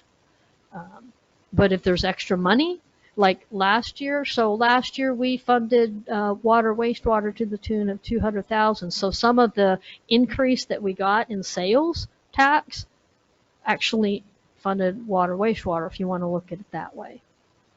So it funds, and then anything that's over goes into the fund balance. And with consolidated cash, what I hope to do is to be able to bring, you know, here's the beginning balance, fund balance, our budget, and then here's ending fund balance. You see that in our audits, but it will be when we're in consolidated cash, we can highlight that more and be more transparent.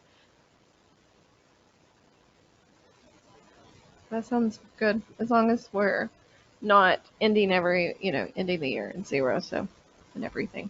So, and I just want to make sure, since it's my last one on the budget, that we take care of our employees and on their insurance, because that's where insurance costs, and that, that they are taken care of. Well, so. And that is another, and we're thankful for that. We're thankful that, by and large, you all have been very supportive of that, and of increases, for our employees. So we've had 4% increases last year. You guys increased, you did equity adjustments as well they were small, but it was on top of the 4%. And so our employees do appreciate that. We've got a long way to go, because if you remember, we were well below, most of our employees are well below 50% of the market average. So we appreciate that. So that's another, you guys have been given a lot of priorities that the departments need. And it's just, I can imagine it's overwhelming. It is to us. But one of the things that we hope is a priority are continued increases, because we've got to attract quality employees. And I do want to give a shout out to all of our staff. I know you guys support us, but we have incredible staff. The amount of experience we have represented in our department heads, is probably 100 years of experience between all of us. And so on the rest of our staff, they work above and beyond. They're wearing a lot of different hats, and they're doing a lot of different things, and they're working really hard, and they do a great job. So I have to give hats off to all the department heads and all the employees, because they're doing an outstanding job with what we have to work for, and they really are dedicated to the citizens. They're dedicated to the council and carrying out the vision and the goals that you guys have in the most cost-effective manner as possible. Cynthia, we've completed the bond debt discussion, right? Yeah. And we've completed the facility scenarios. So now we're in feedback, high-level feedback, and then a budget calendar, and then wrap up. And I told you I'd get you out of here before 11. I appreciate that. You put on there also direction. Is there some sort of direction y'all are needing tonight from this, or is this? Well, I said direct, it's feedback. I mean, I will say what we do, when I tell them, and I'm sure they'll tell you, I tell them, I mean, we're trying to assume no increases. Now, that except for what you've heard, the priorities that you've heard, and there's no way we can fund all of those. So some of those decisions we'll need sooner than later, and part of it is because of the volatility of our supply chain. Chief Debus talked about if you think cars is something that is going to be a priority, we're going to need, not tonight, but, by the end of May, we're going to need to know, okay, is that something you want to include? I'm assuming, unless I hear differently, that you guys are supporting continued increases for staff. Absolutely. In fact, everything that every department head asked for, it all sounded horribly reasonable. Okay? And I wish there was some way we could take all their reasonable requests and fit them into the same size budget we had last year. But I would absolutely like to see how we could find some way to meet all their asks, because I didn't see any asks that were unreasonable. I mean, nobody was asking for fluff. Nobody was asking for, yeah. So are you giving Debus the car that you didn't allow him to have last time he asked for it? So come on, Sam, just go Well, ahead and again, say we're yes. not, I mean, it's not, tonight we're not looking for, I mean, general, like you said, we're not looking for specific. Really. Ashley, do you ever miss an opportunity to poke at somebody? Okay. All right. Sam, do you have any other input as far as the overview? No, thank you. All right. Going down the line, Ms. Priest, do you have any other inputs or overview? First, I've hardly spoken tonight. So I would just like to say that one of the things that occurred to me while you were wrapping everything up, Cynthia, is that you have pointed tonight. We have heard not only what do we need to be looking at in the future, you have recapped all the good things that have happened in this last year. And even going back a little farther than that, we have recapped the challenges that we faced, some of the untasteful things that we've had to deal with as far as coming up with money and saying no and saying we can't help it, we've got to do this, we don't want the repercussions of state coming in and telling us what we should be doing. And I'm proud of us. I mean, there's never going to be a day when it's perfect. There's never going to be a day when somebody's not unhappy. There's never going to be a day where we've addressed and taken care of everything. I don't care who's sitting here. I don't care who's elected. I don't care who is employed. It's always going to be that way in city government because it's a constant movement. Rome is at a crossroads, and we've heard it a million times and said it a million times. But when we listened tonight to what our departments said and the recap of our financial situation and the goals that we have to meet, we've done well, really, considering all the challenges. And, COVID was not our friend, ever. It stopped us in our tracks, and we've seen the graphs and how it has affected our ability to do business every day. And so I feel uplifted. Yeah, we've got challenges in front of us, but that's what we signed up for. And I'm just proud of our staff. I'm proud of our city council. I'm proud of our citizens that have been patient and and helpful and willing to have vision and action with us. And so, yeah, I'm probably going to go home and have a glass of wine. Just saying. All right. Ms. Majors, any discussion or feedback on tonight's agenda? No, thank you so much, Elaine. I feel good. No, thank you, Cynthia. It was a great meeting, and thank you, Mitch and Demas.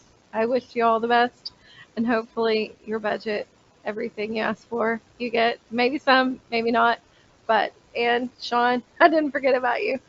I don't know.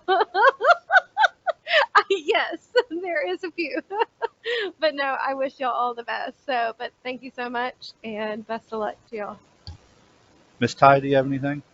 Sam, I agree with you. I think they should get everything. I don't know how to narrow it down.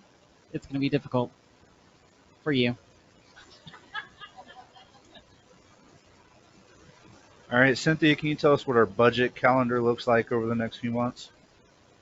Yes, sir.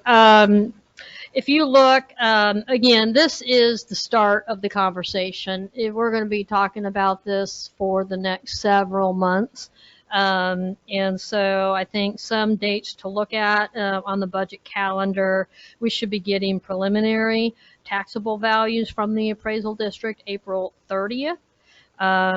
We will get the final numbers July 25th. So that will receive the certified taxable values. And, we've already started, the department heads have already gotten their budget worksheets and they've been working on them. So we'll bring those back to you. And then we get into the notice of public hearings and budgets, and that's in August. So look at the dates in August, August 25th, August 31st, September 8th is the, council meeting that we would have the ordinance to adopt that final budget and the tax rate, although we do a record vote on August 31st. So that's, again, it's a conversation, and we'll be bringing other information back to you as we go along. Thank you. I know it's not on here, but does anybody have any future agenda items? Well, as a reminder on that note, so we are on April 28th.